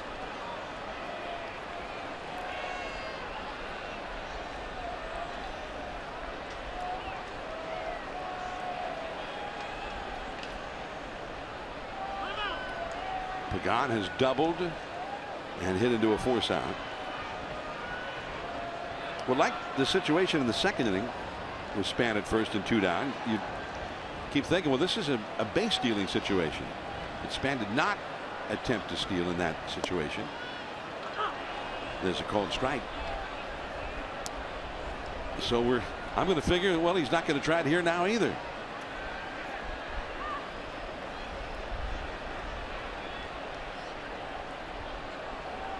Giants have 7 hits now against Vogelsong. Pagan scored the first run after his first inning double. He eventually scored on a bases loaded walk to Panic. And that curve is in the dirt on the inside. 1 ball and 1 strike.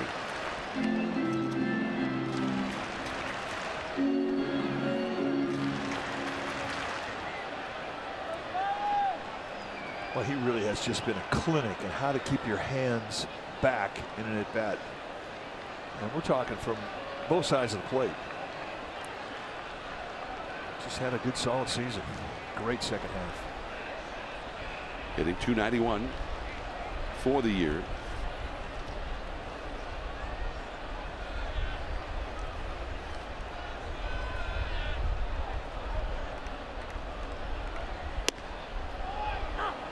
One and two now.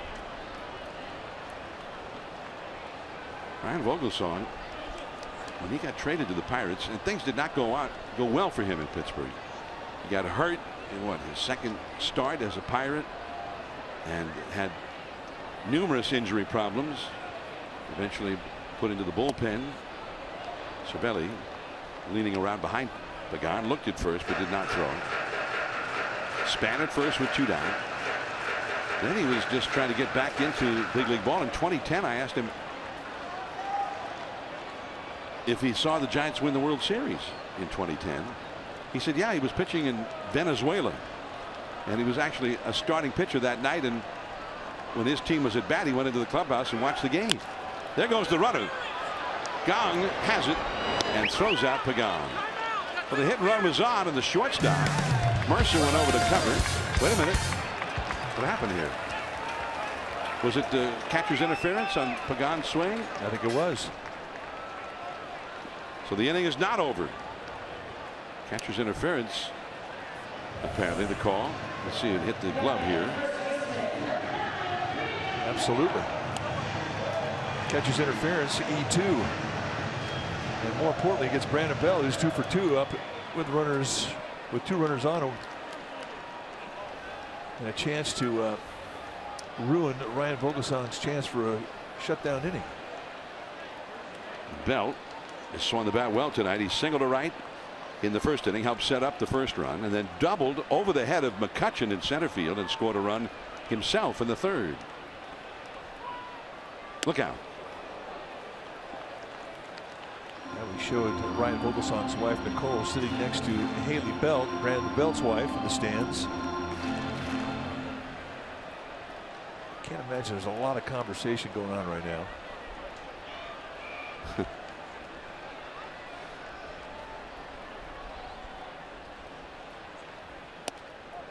And the changeup off the outside. 2-0 to Belt. So, which leads you to wonder what would have been said had that first pitch of hit Brandon Belt. And it almost did. But they chased a bad one on 2-0. Another changeup from Vogelsong. The Giants strand 2, and we move on to the 5th inning. Mercer, then Andrew McCutchen coming up. 3-2 Pittsburgh.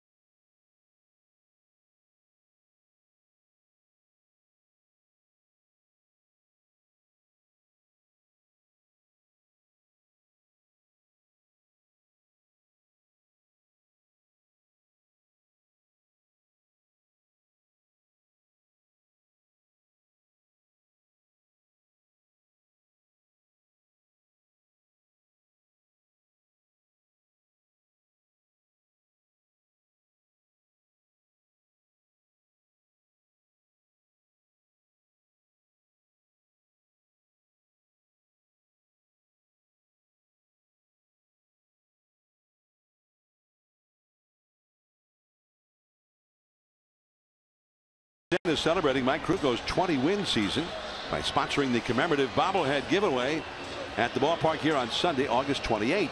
Our McDonald's True Stories goes back 30 years ago today when Mike picked up his 12th win of that 1986 season, the 5-1 complete game victory over the Dodgers in front of 36,436 at the stick. Jose Uribe had a 2-run double, and Will Clark hit 2 home runs as Mike Krukow got his 7th complete game of the year. And you beat the Dodgers a few times that year, did you not? 4 times. Including for win number 20. Yeah. They were good to me. Jordy Mercer against Matt Moore. The count 1 ball, 1 strike. Mercer has flied out to shallow left and to shallow left center. 0 for 2. 3-2. The Pirates are leading. And he curves him. Strike 2. It's nice when you get a team to play along with the script. You know, it doesn't always happen that way, but when it does, you're very grateful. Thank you. Please drive home safely. And that's up and away, 2-2. Now, the Dodgers had Fernando Valenzuela. They had Orel Hershiser. So if you're going to write the script to get your 20th win against the Dodgers, you'd want to be against one of those 2 guys. Here's Crawford. 1 away. Mercer is out. And Andrew McCutchen will come up. So you didn't get a chance to beat Fernando for number 20. But you did get a chance to beat Orel Hershiser for number 20. Pretty good. It was a good game. It was a close game till late. And Kenny Maldonado hit a grand slam opposite field to right field. Kind of put the game away. Exciting day.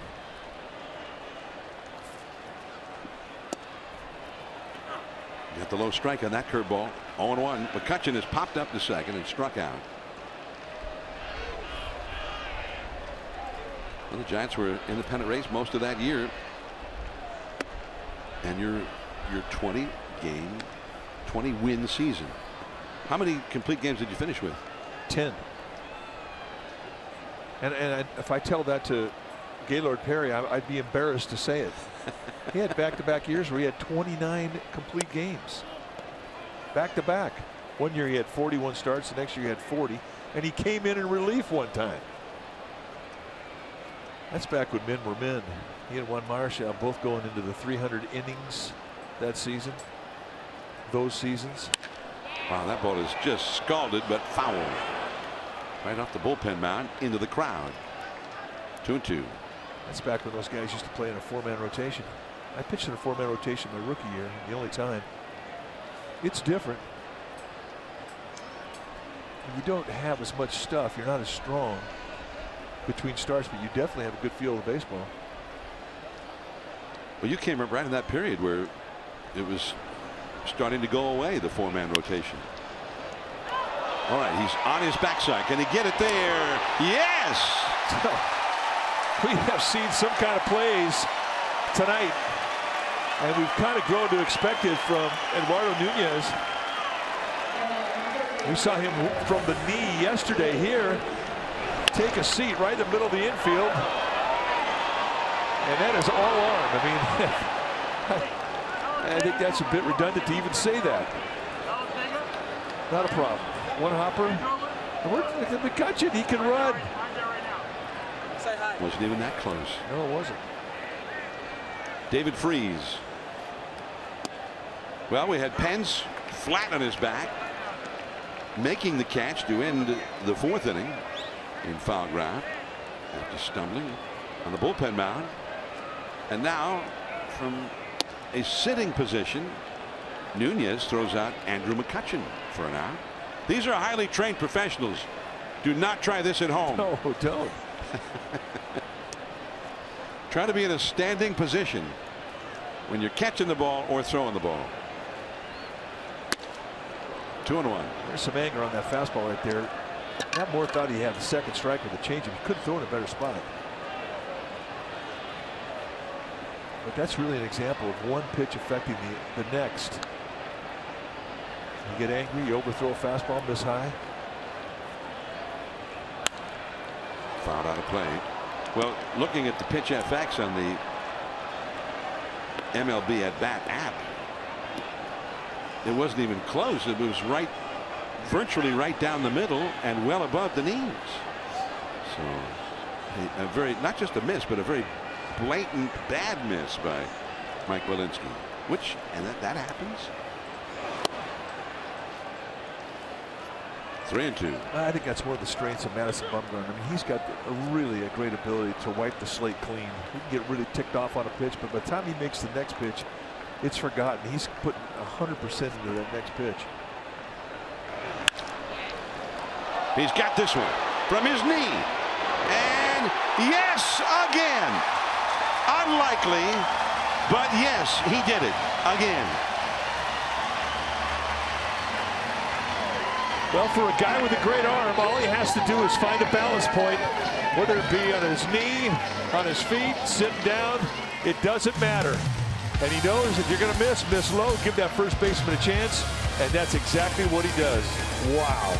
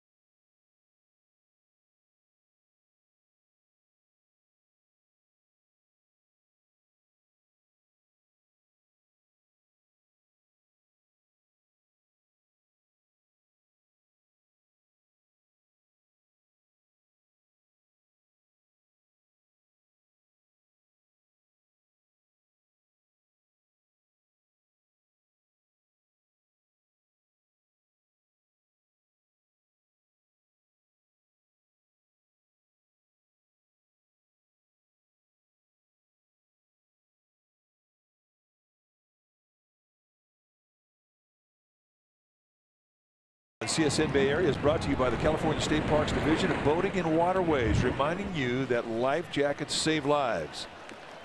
Strap it on.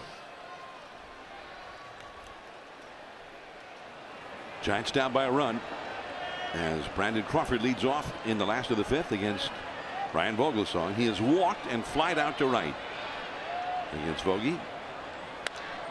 And a high pop-up.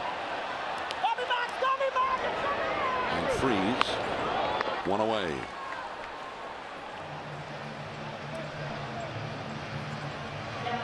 NBC Bay Area investigates to hold the powerful accountable, and now it's expanding its resources to help solve your consumer problems. Introducing NBC Bay Area Responds, a new team dedicated to investigating your consumer complaints and returning your money. Contact 1-888-996-TIPS or visit NBCBayArea.com/responds. Every call, every email will be answered. NBC Bay Area, we investigate. Hunter Pence, been a very eventful night for him. He's knocked in a run. He made a catch while flat on his back. A broken bat. Gun. And there's one away, or out number two, I beg your pardon. Two very quick outs. Here's that play you're talking about, John. Remember that, this is 2 outs, 2 on. And that was going to be foul, but Matt Moore was leaking oil. He needed to get off the field, and this play enabled him to do that. And the Pirates could score no more. Just a remarkable display of concentration and watching it into your glove. And Buster Posey loving it.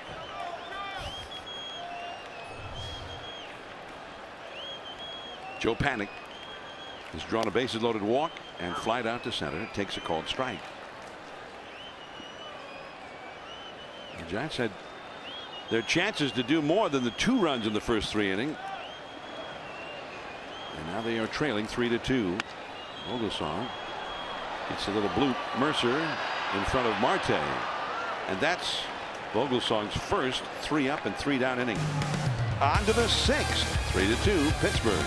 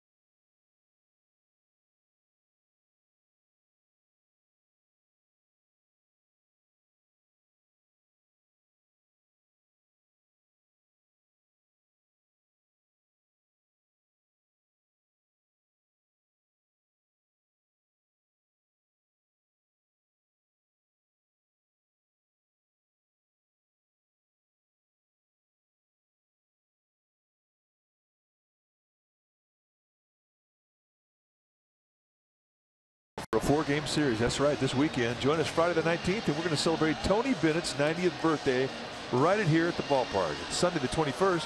It's 5:05 start. First 25,000 fans will receive a reusable grocery tote presented by the MLB Network. So go to sfgiants.com/tickets and check it out.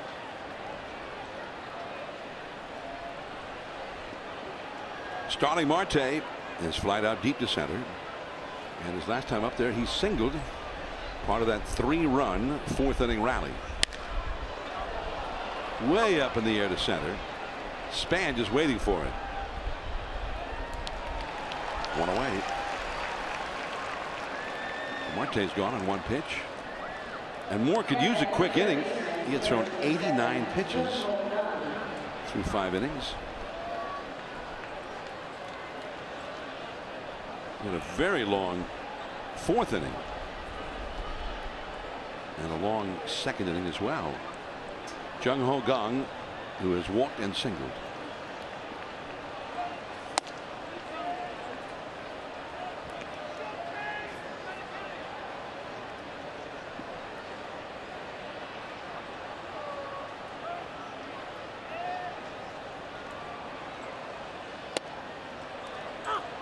One and one. Changeup. That's when it's most effective in a 1-0 count.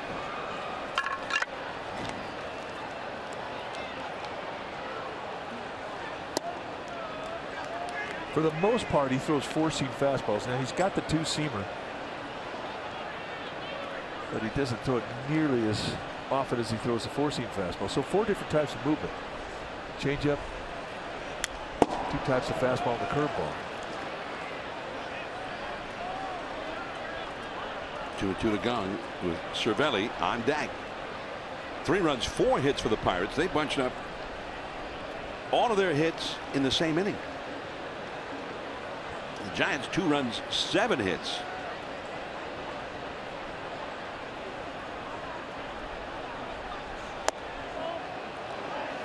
That was close. A wee bit low.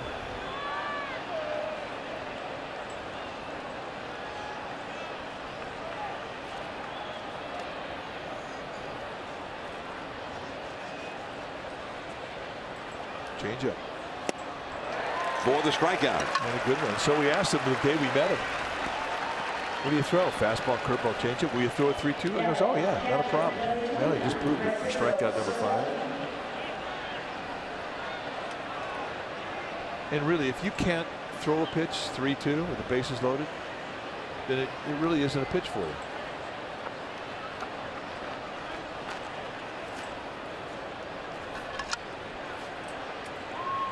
Cervelli, the catcher, has been up twice and walked both times. Once with the bases loaded. That was the first Pirates run. The bases loaded walk to Cervelli in the 4th inning. 2 down, nobody on. A ball and a strike. His first 2 pitches to Cervelli were strikes.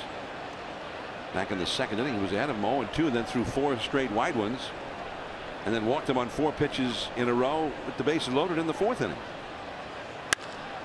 And that one is a solid single to right center. The guys who've had the best swings against Matt Moore have been the guys who've been thinking right field.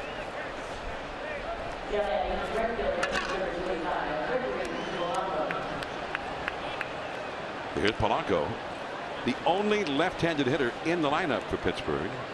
But he got the big hit on a low curveball that knocked in 2 runs to put them ahead in the 4th inning. And they still lead by that same score, 3-2 here in the 6th.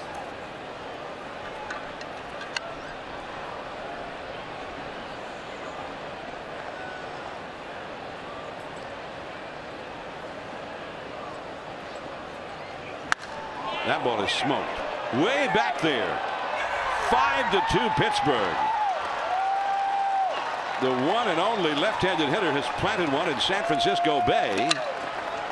And Polanco's knocked in 4 of the 5 Pirate runs. And he is their RBI leader. And he's now knocked in 28 of his 65 RBIs this year against the National League West. With a pitcher on deck, I mean, they would have pinch hit for him, though, but you just cannot miss in an area where he could drive. And that is right there, middle in, right above the knee. And for Polanco, he's looking for a mistake, and he got it. A one-hopper right into the cove. That hurt. So Vogelsong and the Pirates with a 5-2 lead now.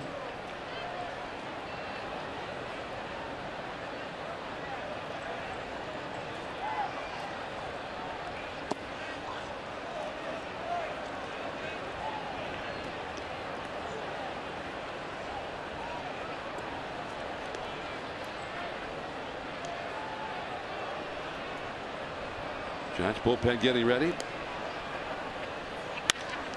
That ball is hit well, but right to Pence. But with 2 down, nobody on, Cervelli singled, Polanco homered. 5-2 Pirates.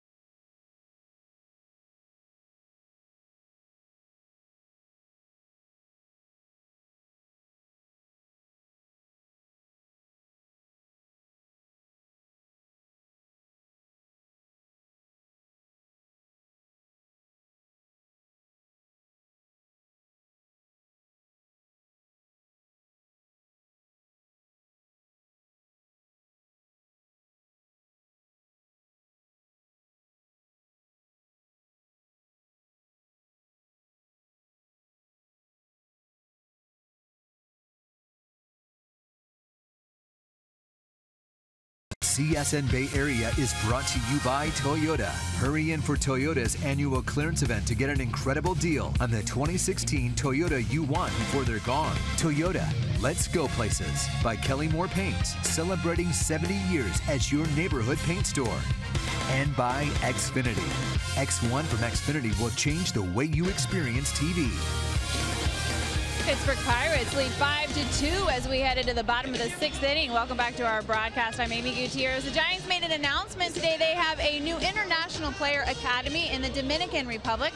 They're naming it, gentlemen, after former Giants player, manager Felipe Alou for his distinguished career that spans 7 decades in Major League Baseball. The Giants were the first Major League team to scout and sign players from the DR, and Felipe Alou inspired generations of Latin players and beyond who followed his baseball journey. The Felipe Alou Academy, gentlemen, will be used by many and loved by all. Thanks, Amy G. And the Giants Academy. And I guess it's what, a week from tomorrow, next Tuesday, they'll have the ceremonies. They made the announcement today. I mean, the Dominican, baseball season starts the 1st of January and it ends the last day of December. And they play it nonstop. You get down to winter ball and you see some things that open your eyes up as to where baseball is being played.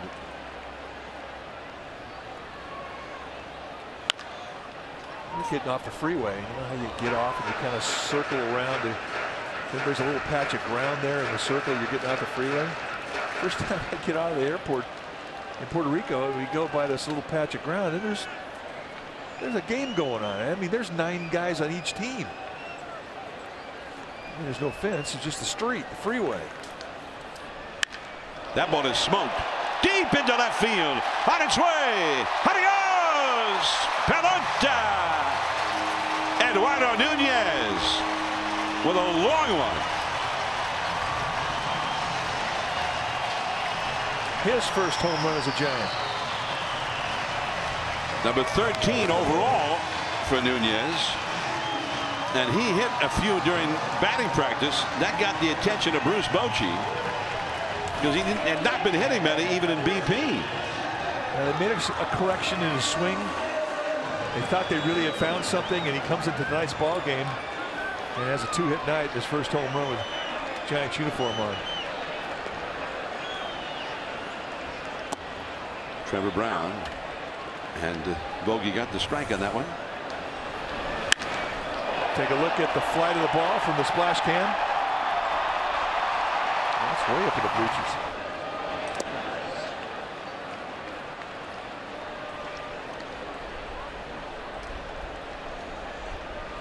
.104 miles an hour off the bat, according to the StatCast of the MLB at bat app. And they said 397 is their estimate.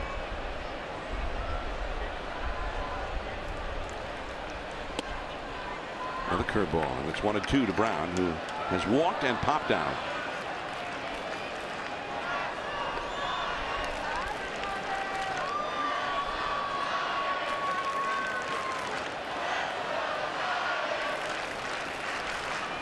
Gregor Blanco has come out on deck, not Matt Moore. Wow. After all those curveballs, he made it look bad with a fastball right on the hands. First strikeout of the night for Vogelsong. And he really bunched up the elbows of Trevor Brown.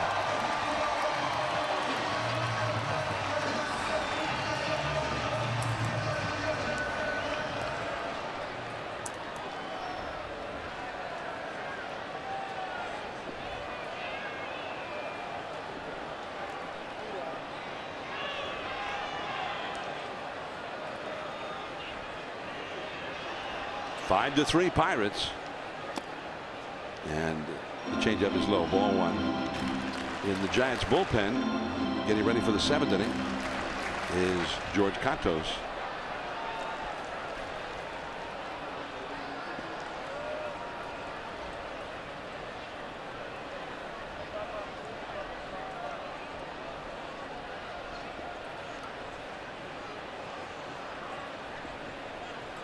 Pirates bullpen is going now.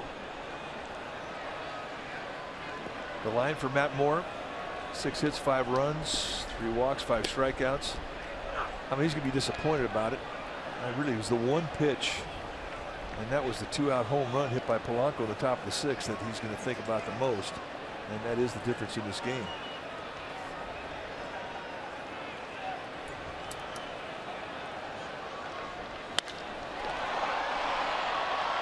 McCutchen, plenty of room out there. 2 down. This Thursday, the Mets come in, and that will be our annual Jerry Garcia tribute night here at the ballpark. There's a special event ticket including a Jerry Garcia Giants hat, and of course a ticket to see the Giants take on the Mets. sfgiants.com/special events. Check it out for more info. George Contos will pitch the top of the 7th.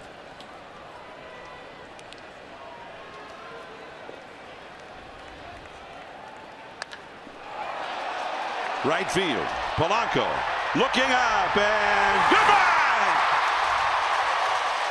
Denard Span with a soaring home run. And now it's a 1-run game. The 2nd home run of the inning.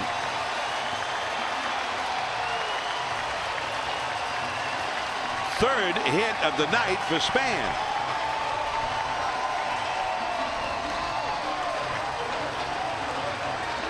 And that's going to be it for Vogelsong. Bastardo, the left-hander, throwing in the bullpen, and Clint Hurdle is going to make the change. 2-seam fastball just right over the middle of the plate at the belt. And with that swing of the bat, Span, his 3rd hit of the night, his 6th home run of the year.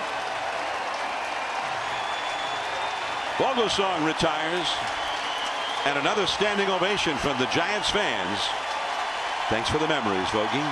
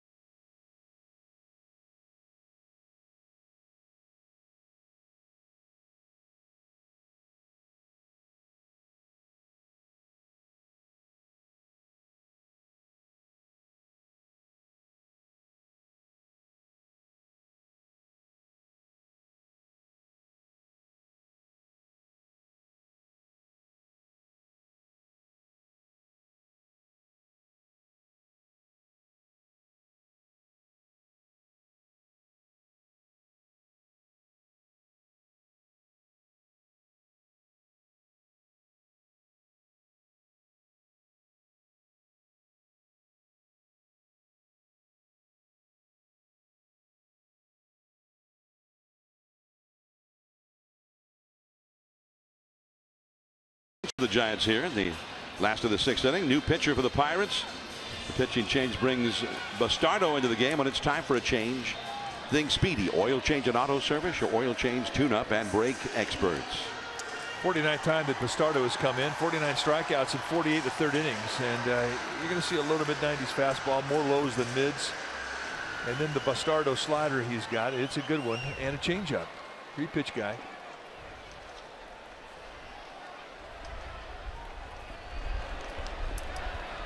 He'll face the switch hitter, Angel Pagan. Called a strike. Pagan hit a double in the 1st and scored a run, hit into a force play in the 2nd. And then he reached on the catcher's interference in the 4th. No time at bat charge to Pagan, so officially he's still 1 for 2. Although an error was charged to the catcher, Cervelli, whose bat he struck. Did he swing? Yes. Says Marty Foster on the appeal.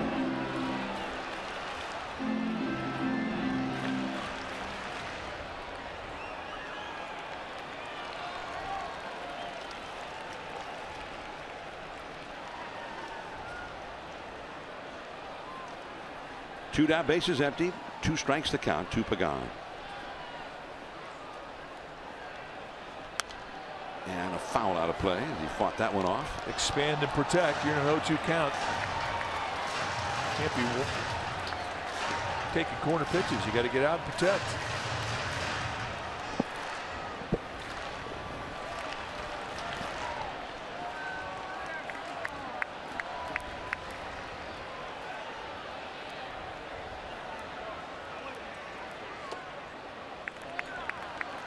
A ball and 2 strikes now. Where do we see Bastardo earlier this year? Well, he was with Philadelphia for a long time. Pirates, of course, traded away their closer, Mark Melanson, to Washington.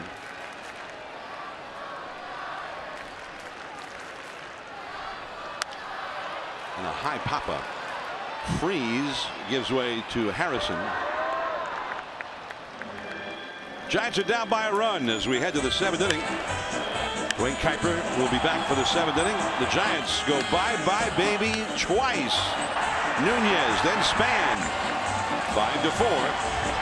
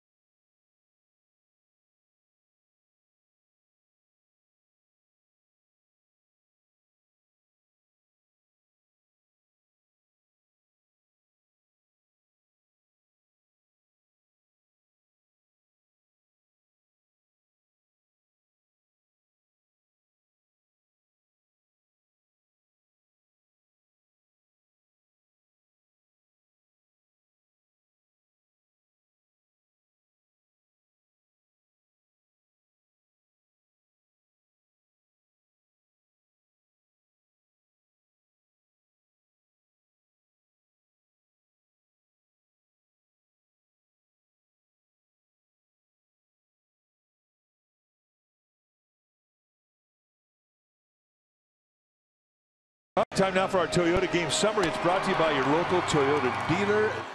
Through 6 innings of play, the Pirates 5 runs on 6 hits and air. Giants 4 runs on 9 hits. And Ryan Vogelsong has a chance to be the winning pitcher in this ball game. Giants going to try and ruin his night, but he was very, very good. Denard Span 3 for 4 with a solo home run. And Angel Pagan a double and continues his 13-game hitting streak. So 5-4. It is the Giants need to do some homework. We have George Contos on the hill. When it's time for a change, think Speedy Oil Change and Auto Service, your oil change tune-up and brake experts. George coming into his 44th game. He's 3-2 with a 2.11 ERA. So 5-4 Pirates. Once again, here's Dwayne Kuiper. All right, Mike, and the 0-1 to Harrison, and he's going to lead off the inning with a base hit. And he can run. So what's he going to do? He's going to put on the brakes. And just like that, the Pirates are in business. And here's Mercer. It really amazes me at the difference in what the Giants saw the last 3 games compared to this lineup. It's like they just put pressure on you. That's all. Sergio Romo heading down the Giants bullpen. Well, different philosophies, no doubt.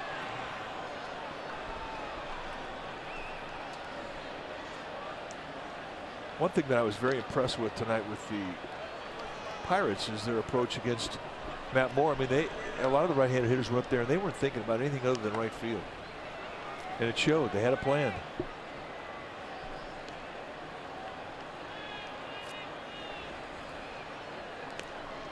Mercer waits on Cantos. And a strike. 2 pop-ups to left and a ground ball to short for Jordy Mercer.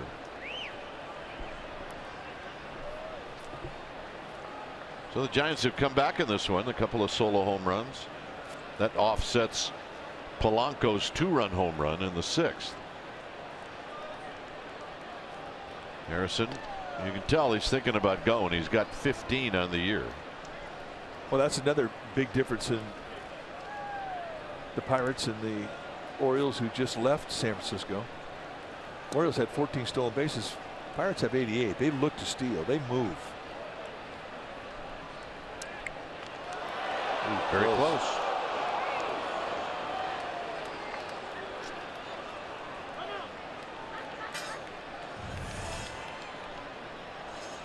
See the quick tag. Not in time. Brandon Bell, if he gets a guy, I mean, he'll let you know. And rarely is he wrong, if ever, when he calls for a replay.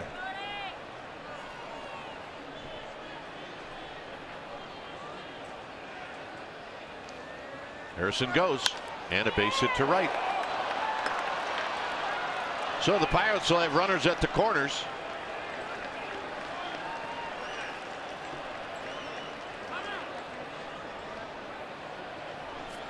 And the hitter is going to be McCutchen.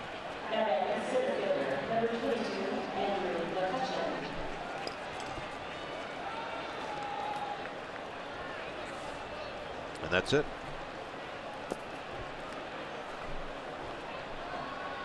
So Cantos gives up singles to Harrison and Mercer, and he's going to depart.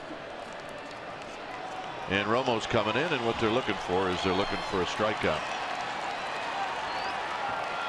We'll be back.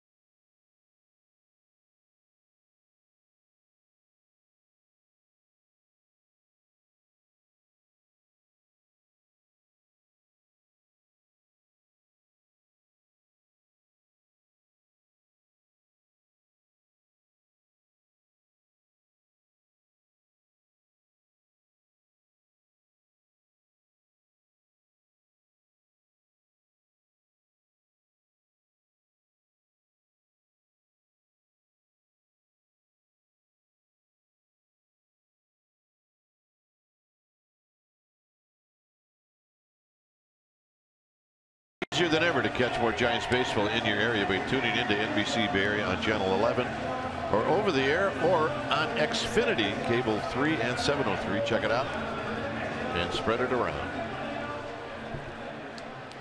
So here's Romo. Romo will be facing McCutchen in a strikeout situation, and you see the numbers for Romo. McCutchen is 0 for 3. With Harrison at third and Mercer at first.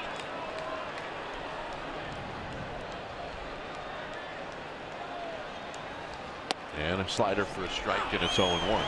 And that's always the one he seems to be most vulnerable, because he wants to get strike one. That's the one where he will bite off a big chunk of the strike zone.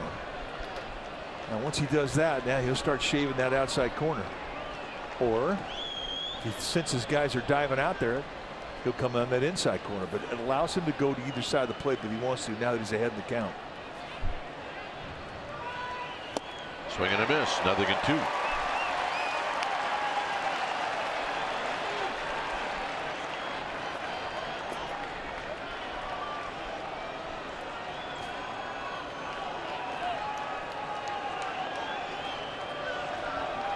So Romo ahead of McCutchen.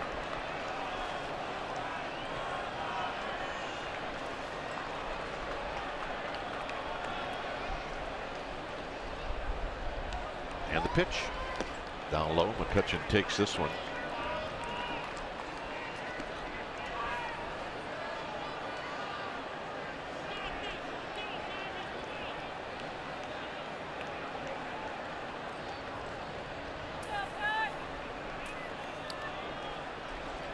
Giants trailed by a run. They're trying to keep it right there.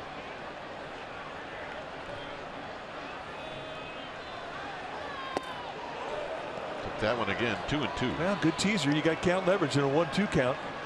And really, he's got a base to play with. Guy on deck, David Freese, is 0 for 6 lifetime with 4 strikeouts against Romo. Romo does not want to make a mistake over the middle here. McCutchen 3 for 10 lifetime.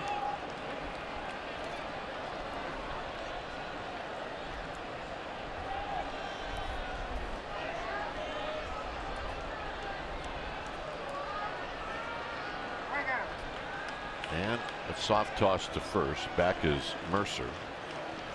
That throw to first base was for one reason, to just make McCutchen think.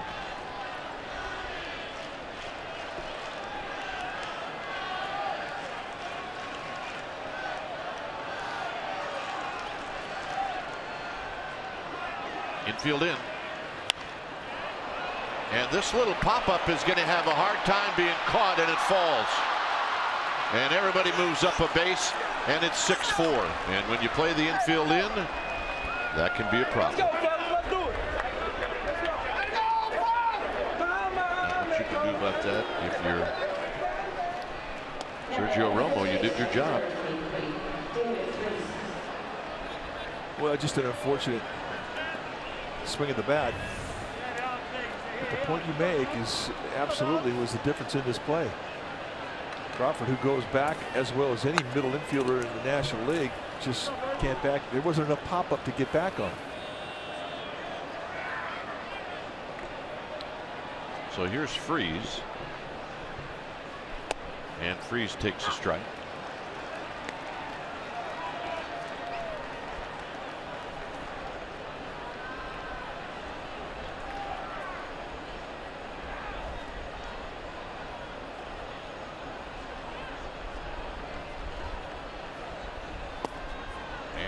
Down and in.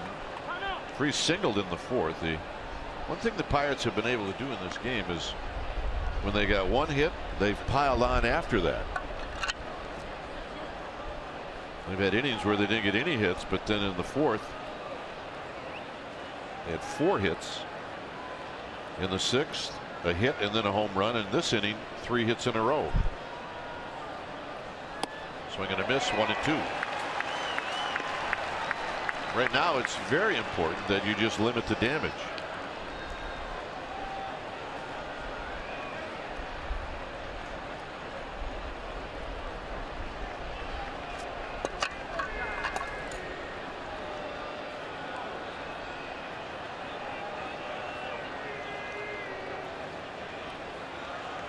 Freese got him.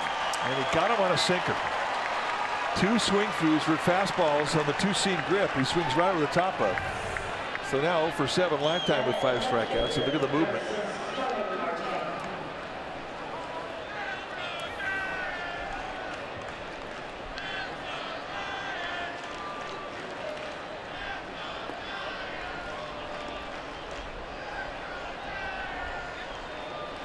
Starling Marte with a single in the 4th.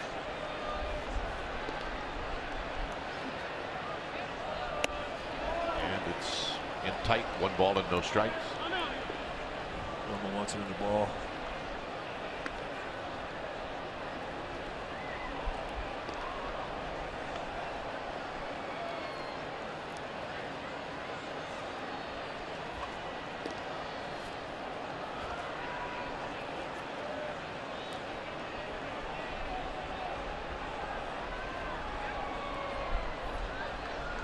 Here's the 1-0. Swinging a shot fair down the left field line. Digging it out will be Pagan, and now a fan grabbed it.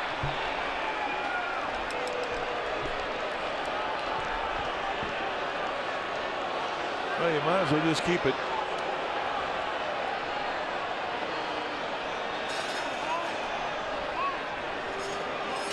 Dad will wait for you. Or he'll wait for them. It's unfortunate. I mean, but they're all told before the game, if you interfere, you have to go, and he knows the deal. I feel bad for the guy.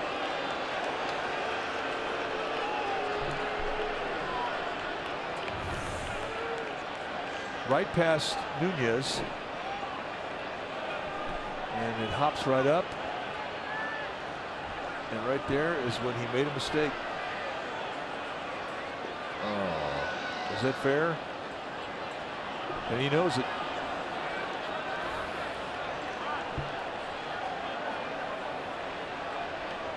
That's too bad.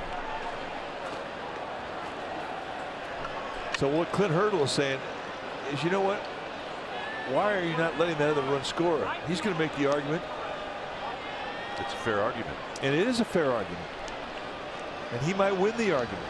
I mean, it's a fair argument only because it's in the home team's ballpark, and the home team fans really kept their guy from scoring.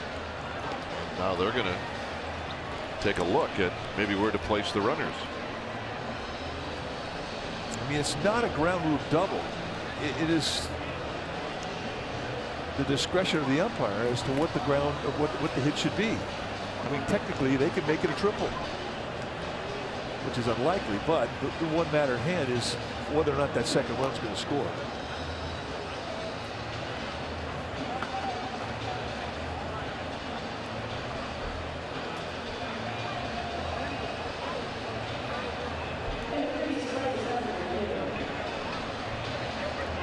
So Mike Winters on your right, crew chief, talking to the umpires back in New York. And this replay review is presented by Xfinity.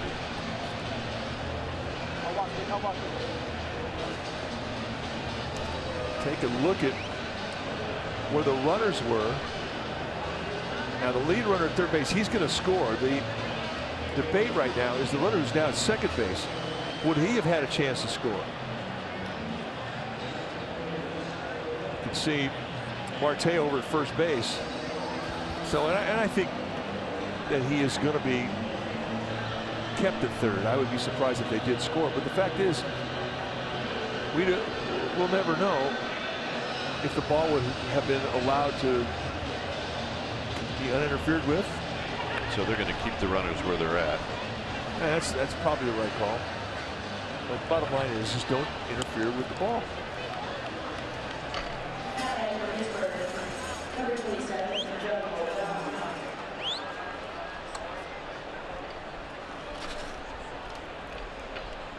So this is what the Pirates do. They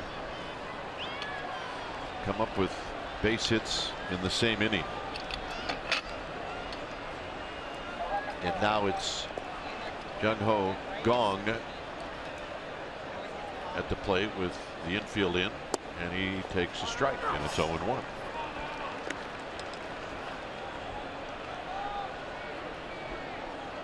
A shutdown inning just didn't happen for the Giants here in the 7th.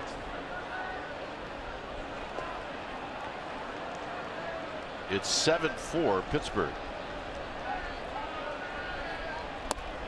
And Romo tries to come back in tight again. It's 1 ball and 1 strike.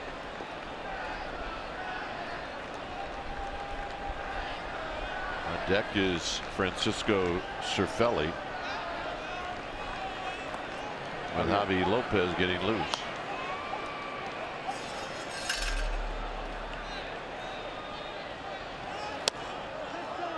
It's low and in, 2-1. He's throwing a lot of sinkers tonight. Yeah. Usually you watch Romo come in and throughout his career, I mean, you're going to see a lot of sliders, but that sinker has become a good weapon, that two-seam fastball, and he's using it now to right-hander, something that he hadn't done before. And the breaking ball for a called strike. By way of the inside corner.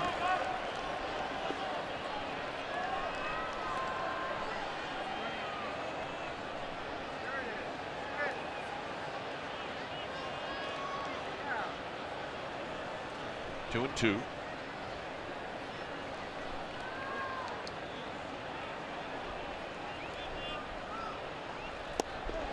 Nope. 3-2. Just a bit inside. I don't think they're intended to go in that inside corner. Trevor Brown set that target away.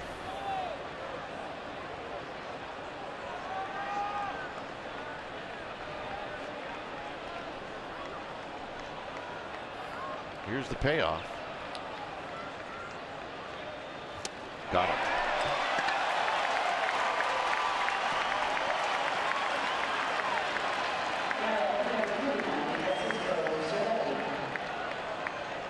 Take a look at classic Romo with a perfect slider, just teasing you on the outside corner, then fall out of the zone and get you to chase.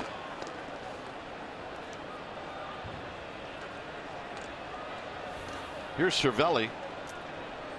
Cervelli's been on base 3 times.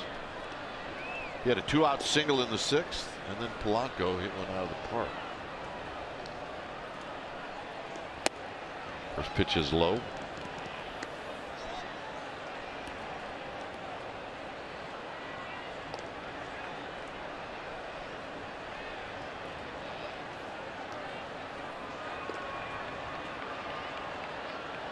Ten hits for the Pirates, 9 hits for the Giants. Really the difference, the Giants have spread their hits around, the Pirates have bunched theirs.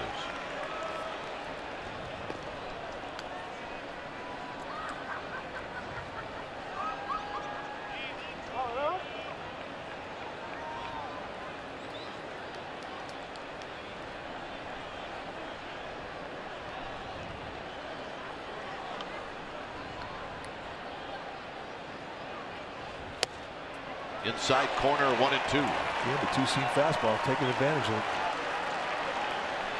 If you've been in this league for the last 6-7 years and you've had at bats against Romo, you're not thinking middle in if you're a right-handed hitter. You're just not. He's got the guts of a burglar, doesn't he? He really does. It really reminds you of Rod Beck in that sense. I mean, at times goes out there with more guts and stuff.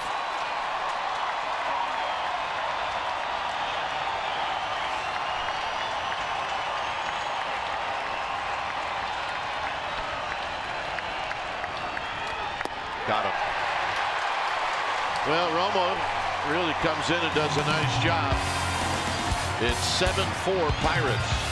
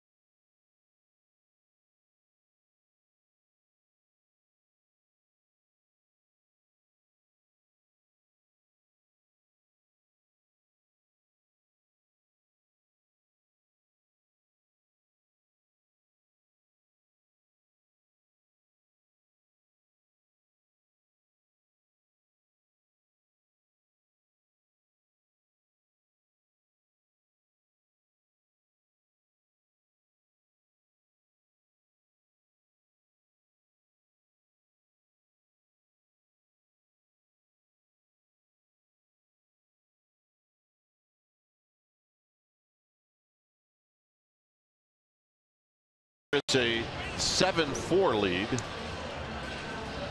for the Pirates when it's time for a change. Think Speedy Oil Change and Auto Service, your oil change tune-up and brake experts. Felipe Rivero, the new pitcher now for Pittsburgh. You may remember him as a member of the Washington Nationals. Came over in the deal that sent the closer of the Pirates to the Nationals, Mark Melanson. And this is what he has done. 0-4 with an ERA of 3.97. Impressive stuff, though. I mean, that's the thing that the Pirates really liked about Rivero. 66 strikeouts in 56 2/3 innings and only 19 walks. He's got an idea. You're going to see mid to high 90s with the fastball. He's got a slider and a changeup. He throws hard. And here's Belt. And Bastardo to Belt. And Belt lines one to left, and that's a base hit. So Belt doesn't waste any time. That's his third hit, and that's a good sign because he can get hot. So Felipe Rivero trying to get ahead with a strike, and Brandon Belt saying and he went the opposite way, which he may have been thinking left field when he stepped out in that batter's box. Crawford may very well do the same. The bullpen is quiet for the Pirates. Huge gap in left center.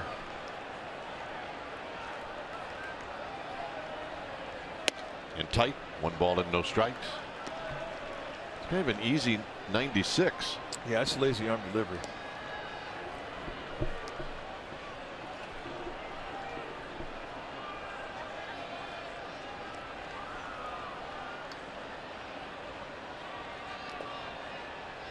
Outside to Crawford, 2 balls and no strikes.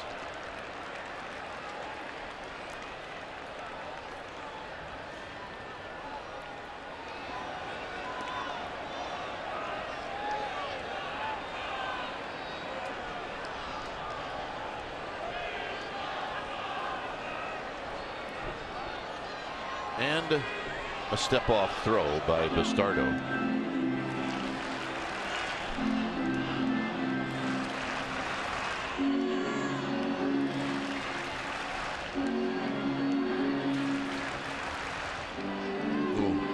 One-way conversation from Cervelli to Bastardo.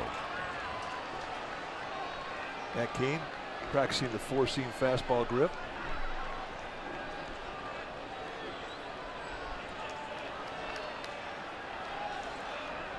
So Crawford ahead in the count, 2-0. Giants trail by 3.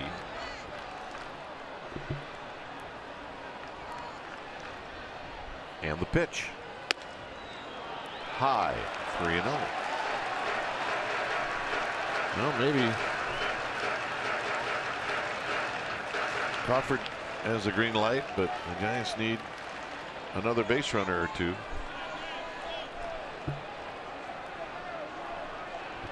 Well, one more ball, and they're going to get the tying run in the batter's box. Yep. And there's nobody down there in that Pirates bullpen. I know. This is Rivero's inning. Very lonely.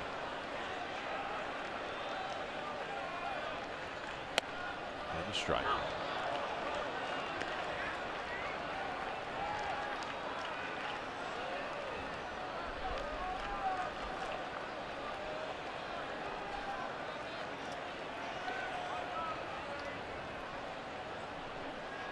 Three-1 to Crawford. Bastardo's got to come in, and he doesn't. Easy take.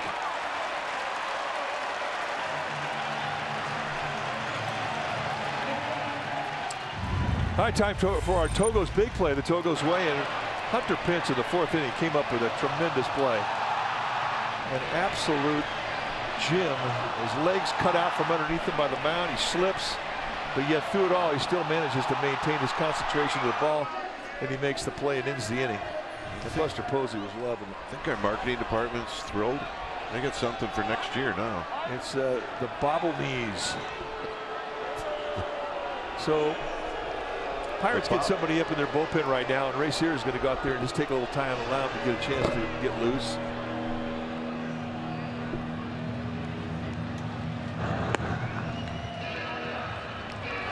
So it's going to be Neftali Feliz, the right-hander. Yeah, I believe I've been calling it Bastardo. It's Rivero.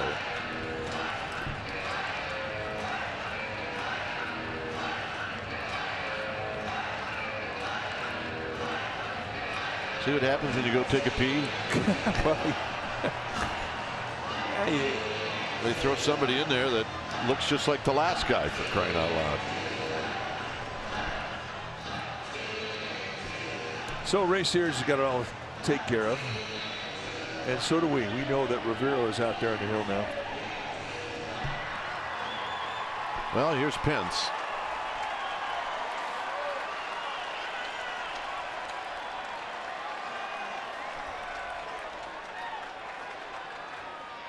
Swing and a miss.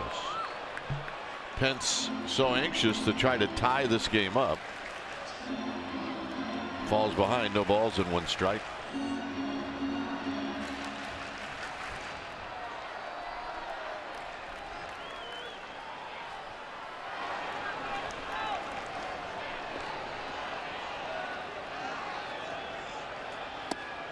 Tight. Belt at second. Crawford at first. Belt opened up the inning with a base hit and then a walk. On deck is Panic.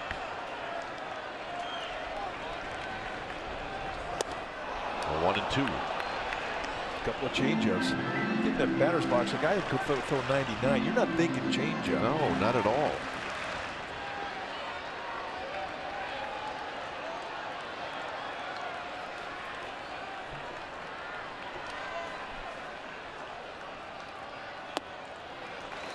Do it again.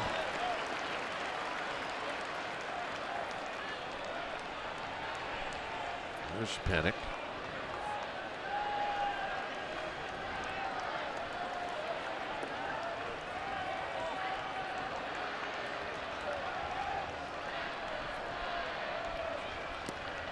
And this is going to squirt around, and Belt did not get a good read on it, so he doesn't go. You got to. I know the fans are moaning and groaning, but you got to think about what the score is too. Well, you're down by 3 and you can't take a chance. If you're down by 1 or it's tie or you have a lead, you're gone. But you have to absolutely be sure.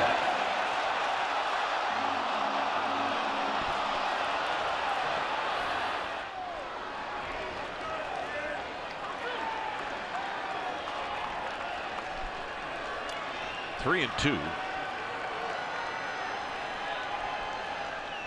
Got him. Another changeup. And quite honestly, it was absolutely perfect. So here's Panic. Changeup outside corner at the knees. So a big strikeout for the Pirates.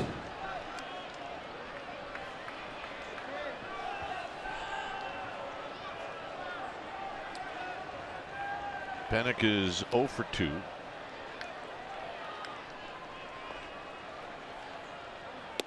And a strike, and it's 0-1. Vero, 3 good pitches. You can see why the Pirates wanted him. And I have to believe that the Washington Nationals were a bit reluctant to give this kid up. I would think so. But the price was steep to get Mark Melanson in their bullpen. 0-2.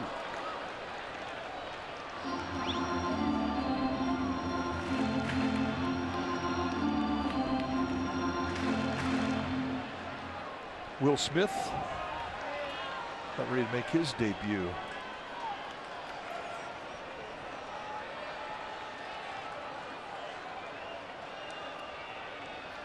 In the dirt, and now both runners will move up.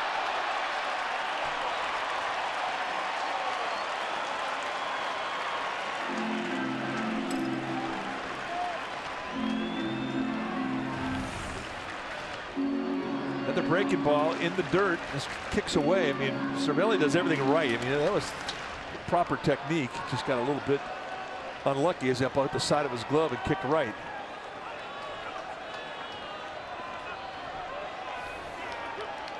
So 2 free gifts of 90 feet. And they have 2 runners in scoring position now for Panic.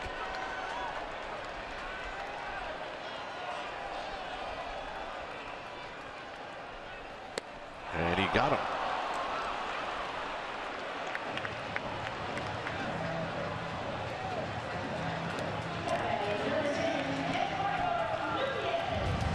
Well, Eduardo Nunez coming up to bat. We want to go back and take a look at the two plays he made. One sitting down from third base. A one-hopper throws out Andrew McCutchen. And wait, we're not done yet. A two-hopper, he wrestles down and from the knees. He makes a spectacular play to get David Freese. And those are our forward right choice. So we got a double switch. Jaso's going to come in the game to play first. So we'll give you all the details when we come back. 7-4 Pirates.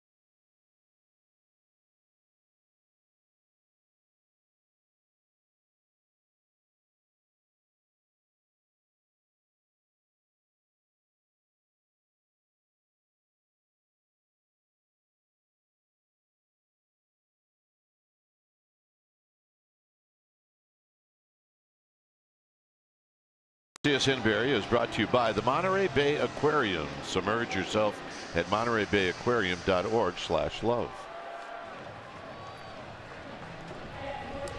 So here's Eduardo Nunez.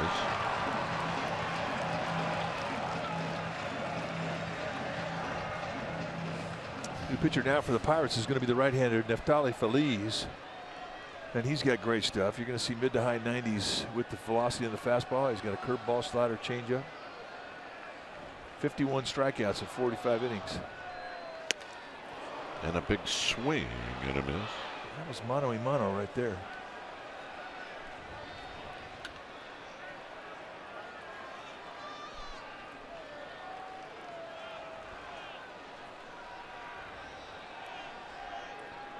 Second and third. 2 outs. On a play, and it's 0-2. 97, 98 mile-an-hour fastball. Back in the 6th inning, Nunez stepped in against Vogelsong and hit a solo shot to lead the inning off. That was home run number 13, his first as a Giant. So far, he's got a 2-hit night.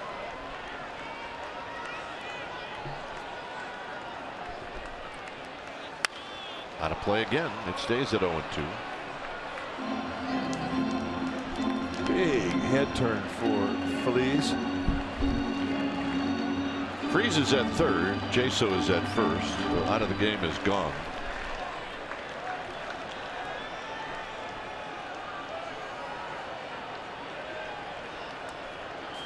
Belt and Crawford, the Brandons, are in scoring position. Very high, 1-2.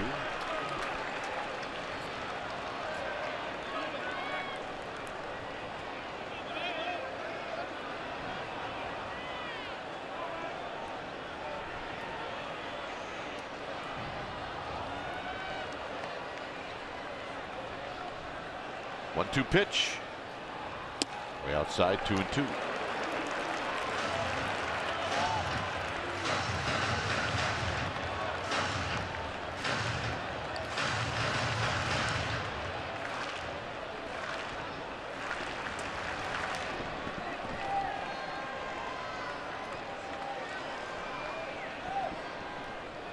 Nunez homered in his last at bat.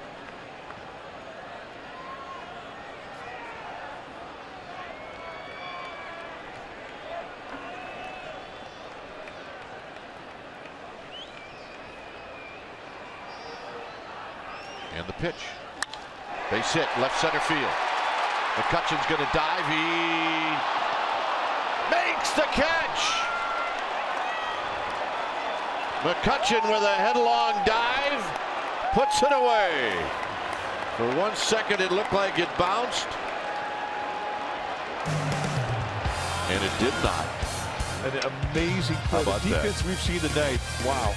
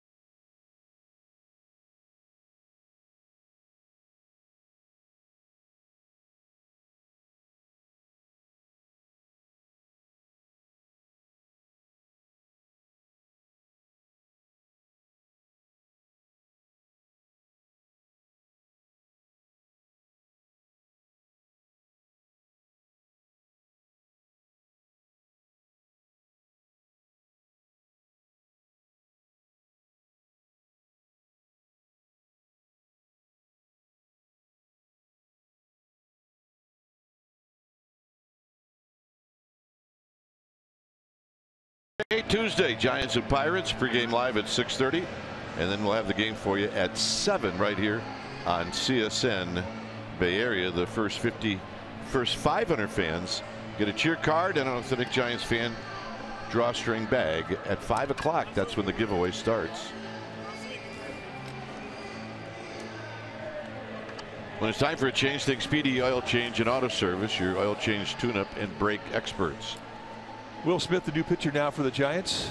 See what he has done between the Brewers and the Giants in 33 games. 1-4 with a 4.74 ERA. But 27 strikeouts in 24 2/3. He's got a low 90s fastball, good curveball slider combination.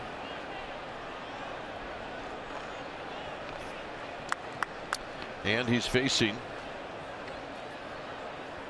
Polanco, who has been tough tonight. He's got 4 RBIs, and here he takes a strike.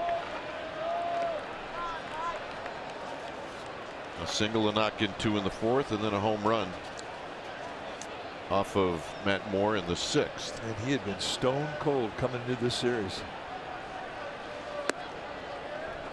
Yeah, you always worry about those stone cold guys. Well, especially stone cold guys that are as good as this guy. Polanco, 17 home runs now. Quality player. And a high strike, 1-2.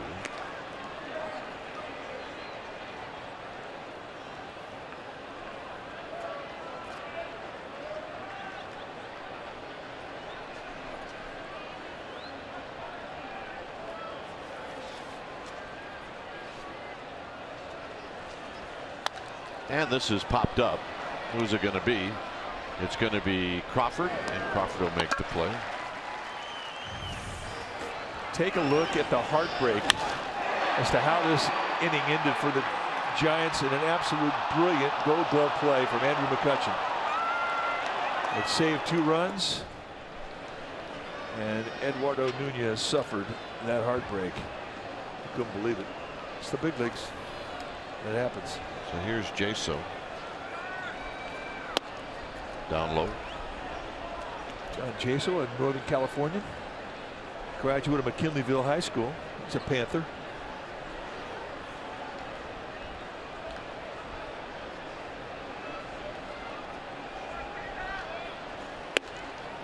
And a good fastball from Will Smith. It's 1 ball and 1 strike.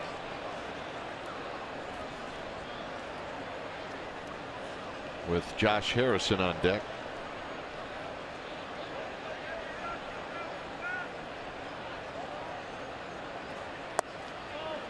And a little low. 2 balls and 1 strike.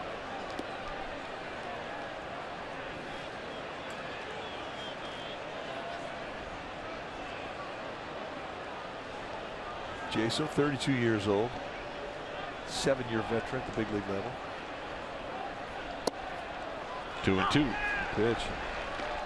Jason came up with Tampa Bay, went to Seattle, was in Oakland a couple years. Went back to Tampa Bay. And now a National Leaguer.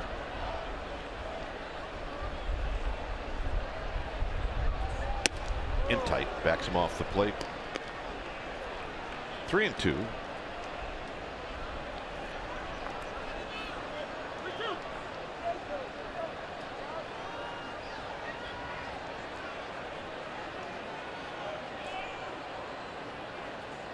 And the walk. Well, let's check in with Amy G. Amy. All right, gentlemen, I spoke to several Giants before today's game about facing Ryan Vogelsong, and what Brandon Belt said was the funniest, so I'm going to share it. He said, it is going to be weird. I've only known Ryan as a Giant, but I know that he really, really, really wants to get me out, so I'm going to really, really, really try and find a way to not like him and get down to business. That's exactly what he's done tonight. Yeah, you can not like him for a while and then like him again. Yeah. Not like him for about 3 hours. Here's Harrison.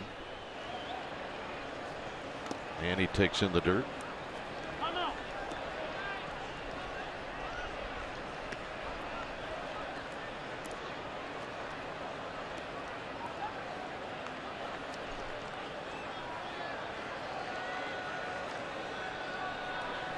One ball and no strikes with Jaso at first. And a soft toss to first. Mercer on deck.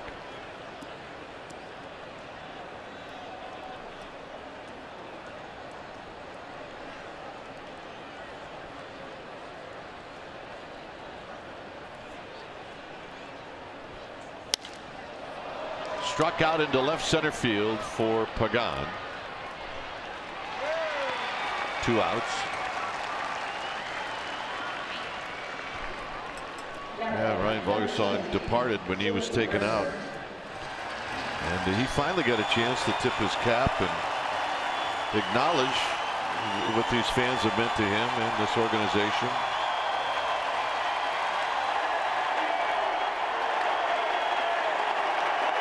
Well, 2 really wonderful ovations when he took the mound for the Pirates, and then, of course, when he walked off.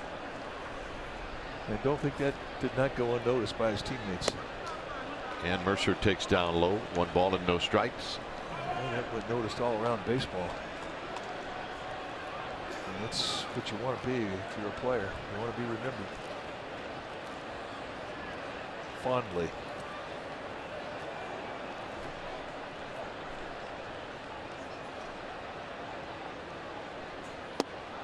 And a strike down at the knees. 1 ball and 1 strike. Giants have 6 more outs in this one, and Brown will lead things off in the bottom of this inning. And then a pinch hitter, and then the top of the order.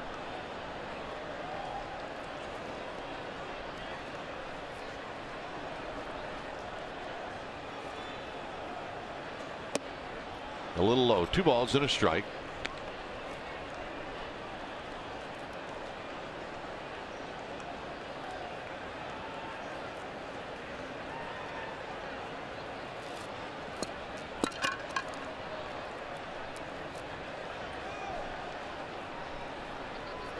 Should Mercer reach, then it's McCutchen. It's high. It's 3-1.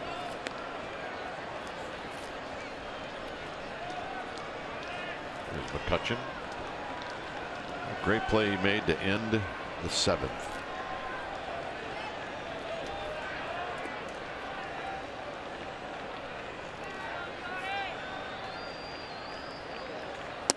And the walk. Well, some control problems for Will Smith, and Trevor Brown's going to go out there and have a talk at him. I mean, the last thing he wanted to do is walk and set it up for McCutchen, who's got 16 home runs, stepping in the batter's box. And once again, Mark Gardner going to head down to the bullpen.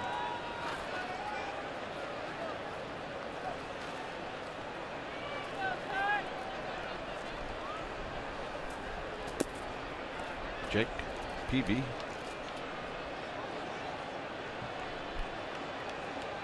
So McCutchen. With a little bloop single in the 7th inning.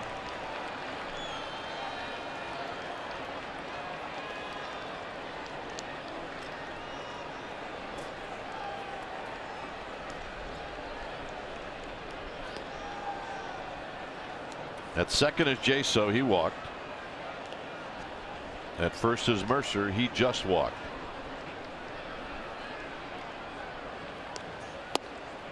And another strike, so it's 0-2.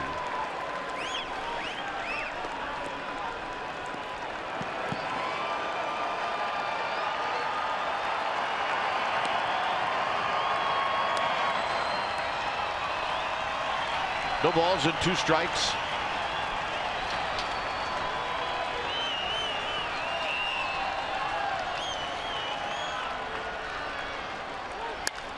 And that's hit high and foul. So it remains 0-2. Kind of a loud foul ball. Designer strike. I better know 2 count, long strike like that, or a long foul ball like that feels good for the hitter. I don't think I'd go hard stuff in on him right now. No, soft stuff away.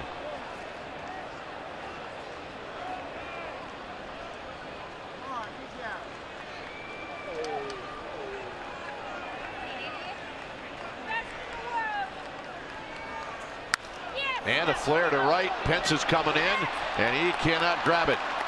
Coming in to score is Jaso. The throw goes to third, and they got him at third, and the run scores. It's 8-4. So McCutchen picks up his second RBI of the game. And now we'll head to the bottom of the 8th.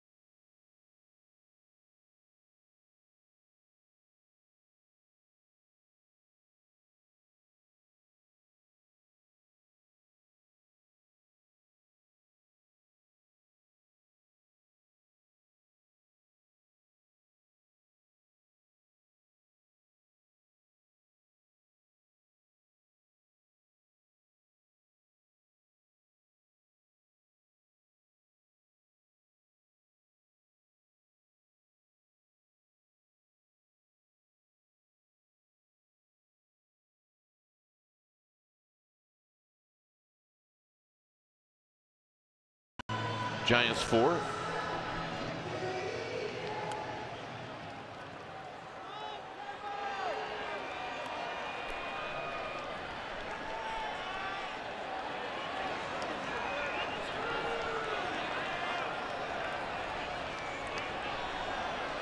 So here's Brown.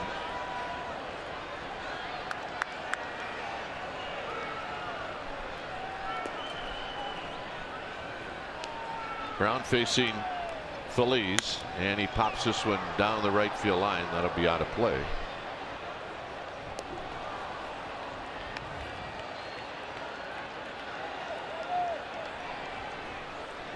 We had a man making a play. Absolutely. Didn't spill a drop. We're good.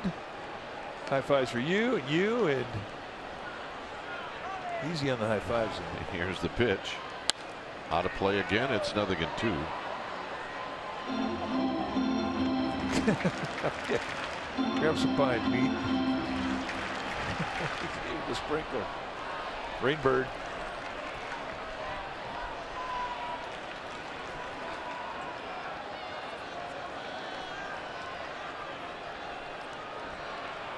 High to Brown. That's the tough one off of Feliz to lay off of. The 97 across the letters. Easy to see. Tough to keep the top hand on top of it.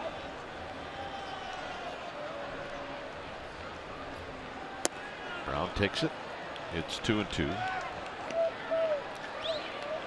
Giants looking for a large inning.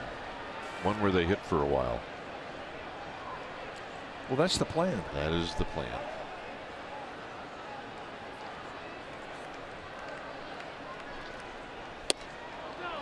And that just missed. It's 3-2. This is 98-mile-an-hour knee-high paint. Missed by about the width of a baseball.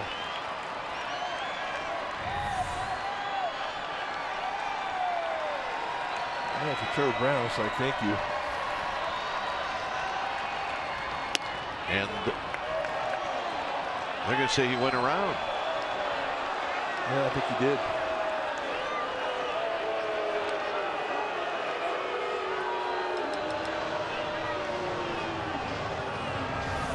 Let's take a look from the side. Did he go?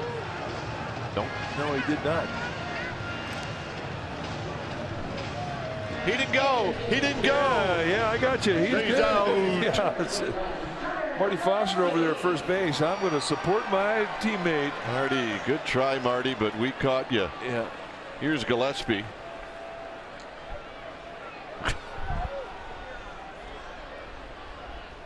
And Gillespie takes inside.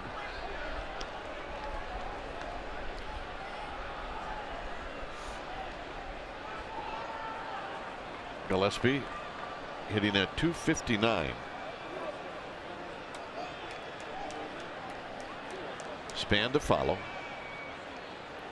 Foul back. 1 ball and 1 strike.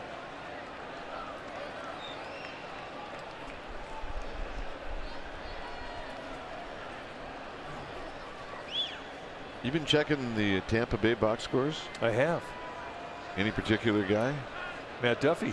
Absolutely. Yeah, he got a hit tonight. 1 for 4. He's been getting about a hit a day.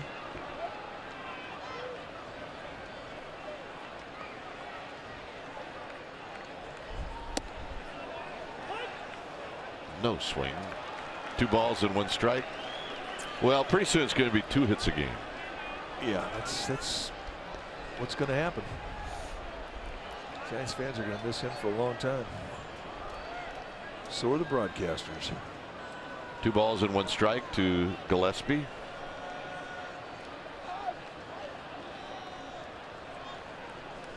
And there's a rocket to right. And right there is Polanco.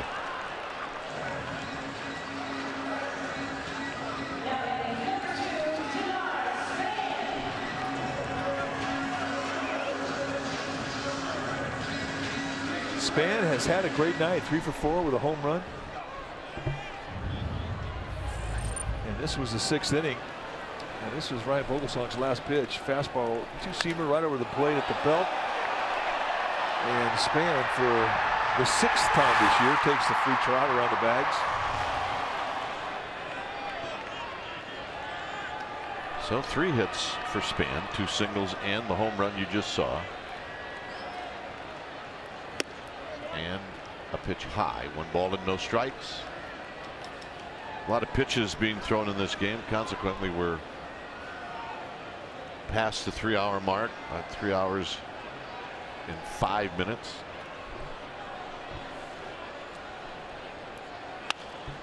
This pop-up could be playable for Freeze. And it is. And that'll end the inning. Through 8-4 Pirates.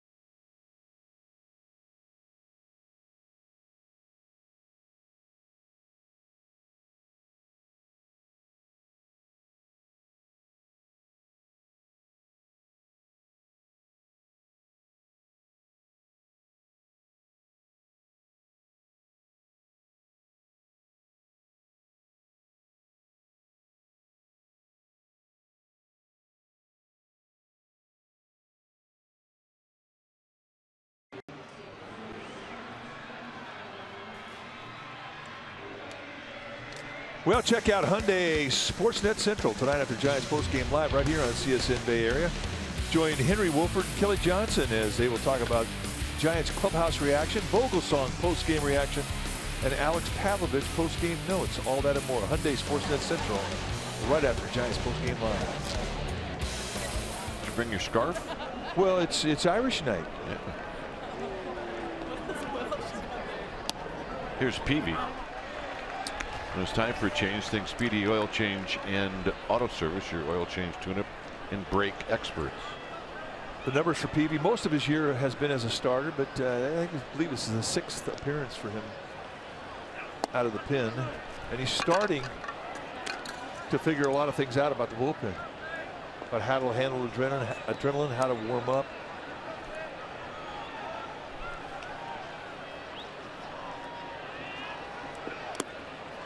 Low to Freeze.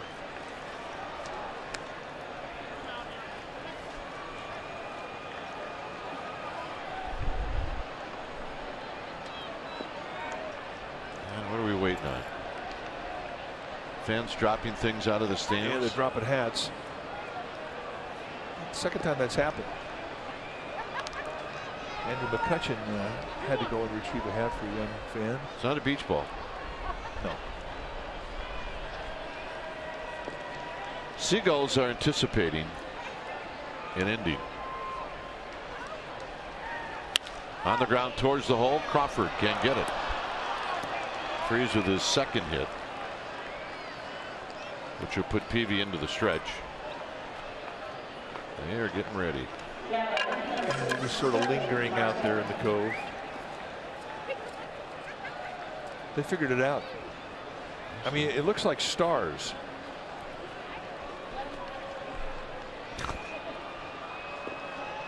Yes, it does. I kind of half expect them to spell something out. They're that good. Yeah, give him any ideas.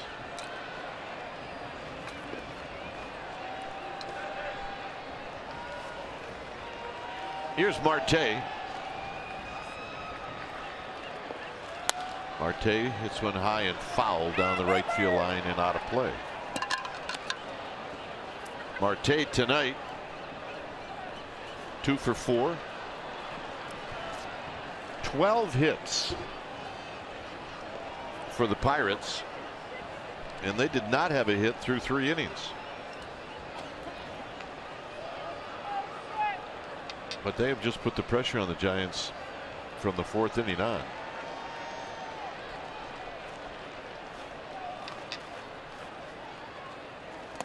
Low, 1 ball and 1 strike.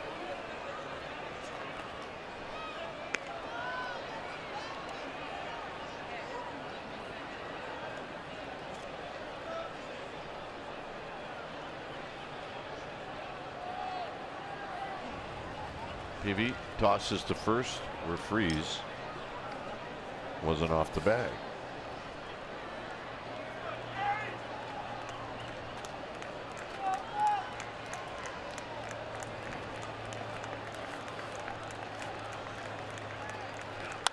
Bouncing ball, kicks off the mound. Panic to Crawford to Belt, double play.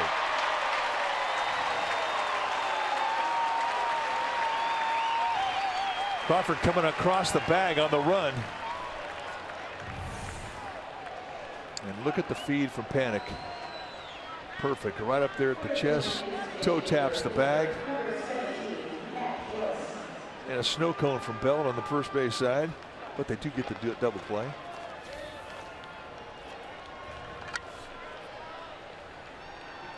So with 2 outs, here's Matt Joyce.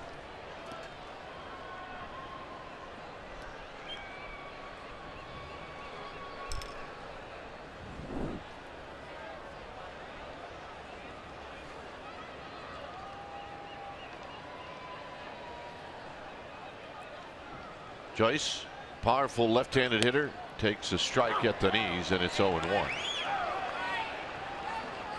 Got their gloves. And at 266, they're ready. Yeah, why not?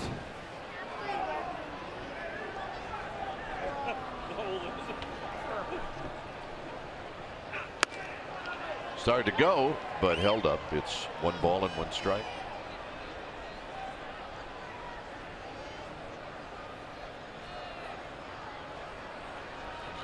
Vogie jersey. Signed by Ryan Vogelsong. Drive down the right field line, headed into the corner, and it's a foul ball. So it's 1-2.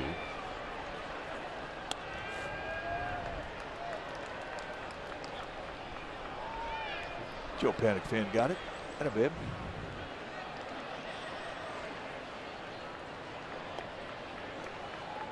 Mom and son at the game. That's what we like to see.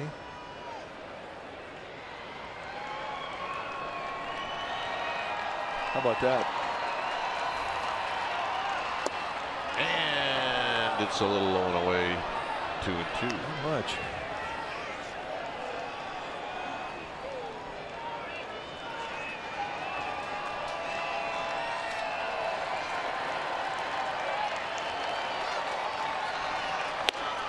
Got him, and that'll end the inning.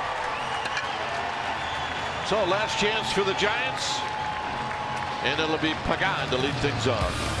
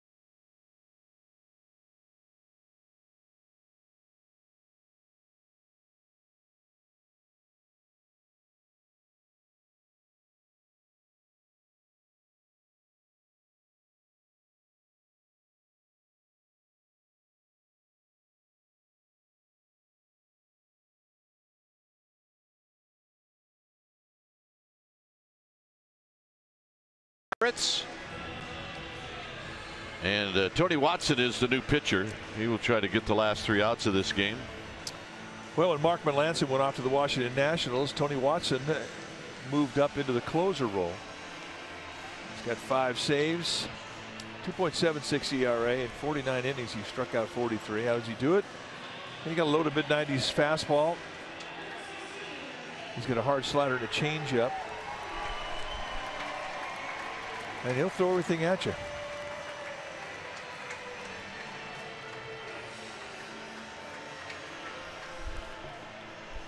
Just waiting. So here's Pagan.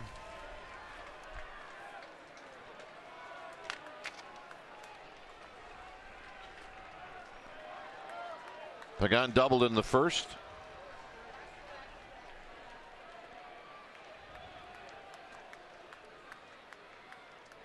And the pitch is high, 1 ball and no strikes. Belt and then Crawford.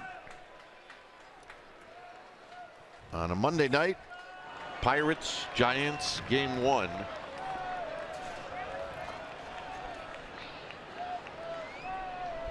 Of this 3-game series, and a foul out of play.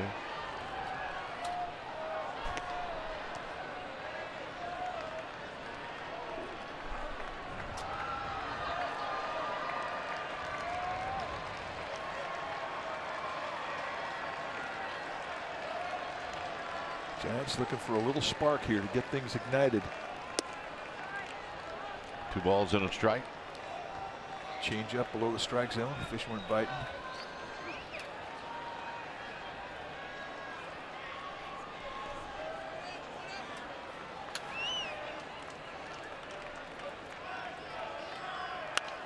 Foul back, 2-2.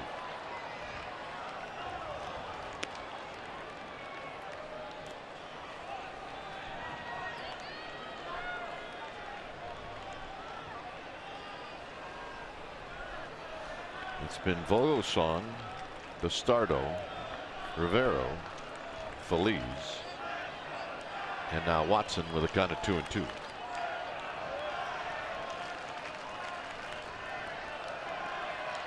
And a base hit up the middle. And that's the spark they're talking about.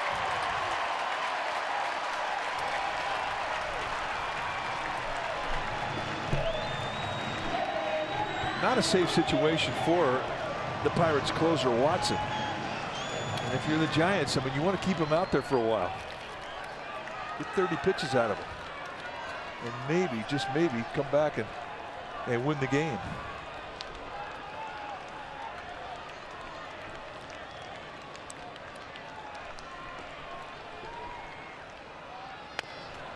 And Belt offers at the first pitch and rolls it foul. 3 hits tonight for Brandon Belt.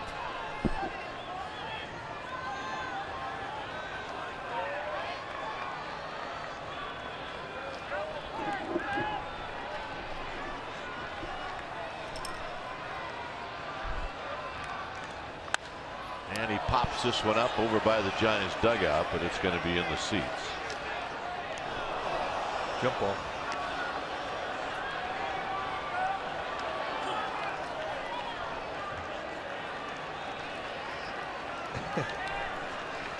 Yep, pretty fired up.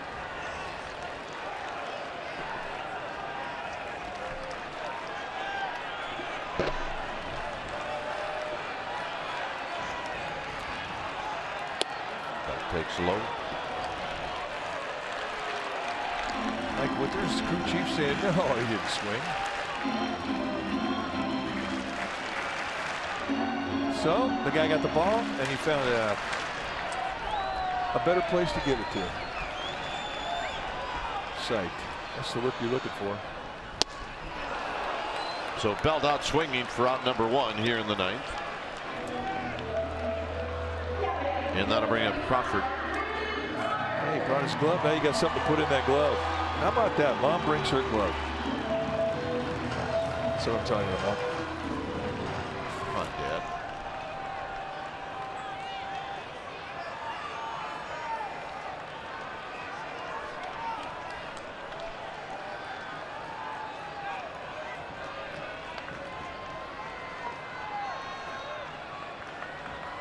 Crawford takes wide.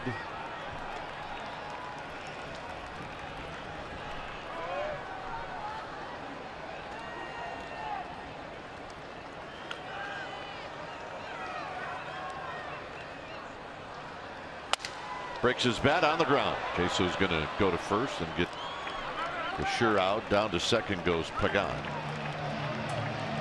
And that'll bring up Pence. Jaso thought about it. He took a look. His lower body was thinking second base.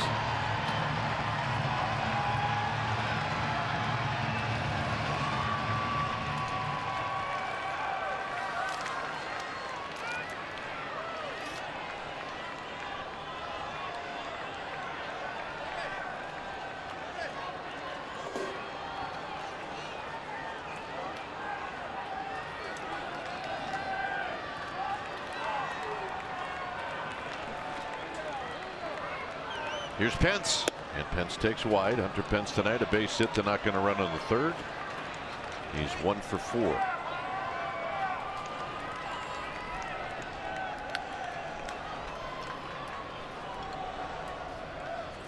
Panic to follow. And a strike. It's 1 ball and 1 strike.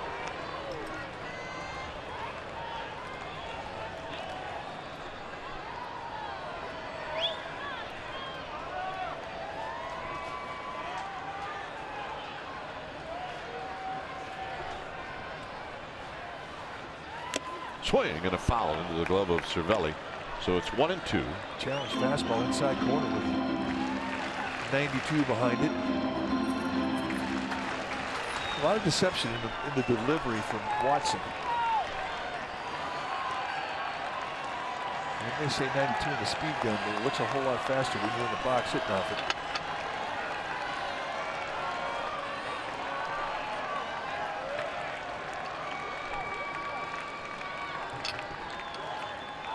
Outside 2-2. Hard stuff in, soft stuff away. Been working for 135 years. I don't see any reason why you should think about doing anything else, really.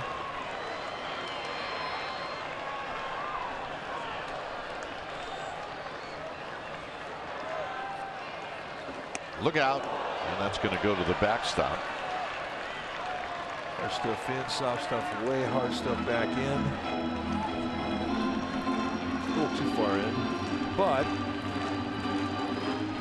one thing we know about Watson, he will throw any one of his 3 pitches in a 3-2 count.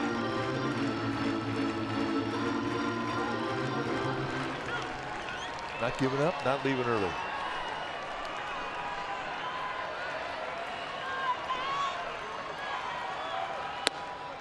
And the walk.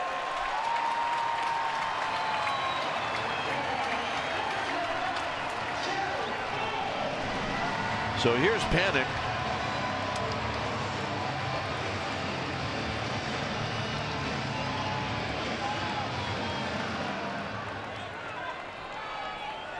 Joe Panic walked in the first, hit a fly ball to center in the third, popped out in the 5th, and then Rivero struck him out in the 7th. So he's 0 for 3 with a run batted in. His RBI was number 40. Pence is going to go.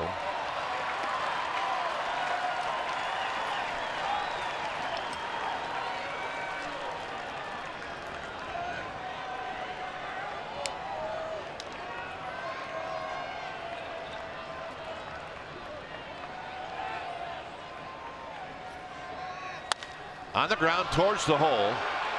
Harrison's going to go up and flip. No play. Coming to score is Pagan. And the Giants have picked up a run here in the 9th. Well, they pick up the run, and none of that. They get the tying run coming up. So it'll be an infield hit for Panic. And he'll also pick up his 2nd RBI. I mean, nice range from Harrison to get to it. He just couldn't get a grip on it, and I'm not sure how he's going to throw it. But the fact that he gets to it saves an RBI. Nunez has hit the ball hard tonight. He's got a home run. And this is what it looked like. First home run as a Giant, and it was a big one.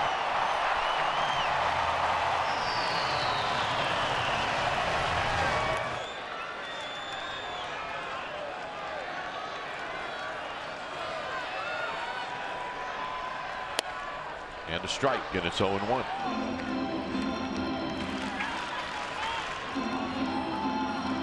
Watson on the year in 49 2/3 innings, 5 home runs allowed. Just in case you're wondering.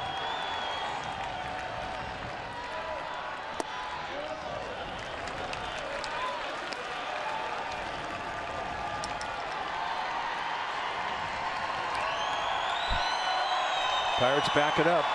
Doubles defense.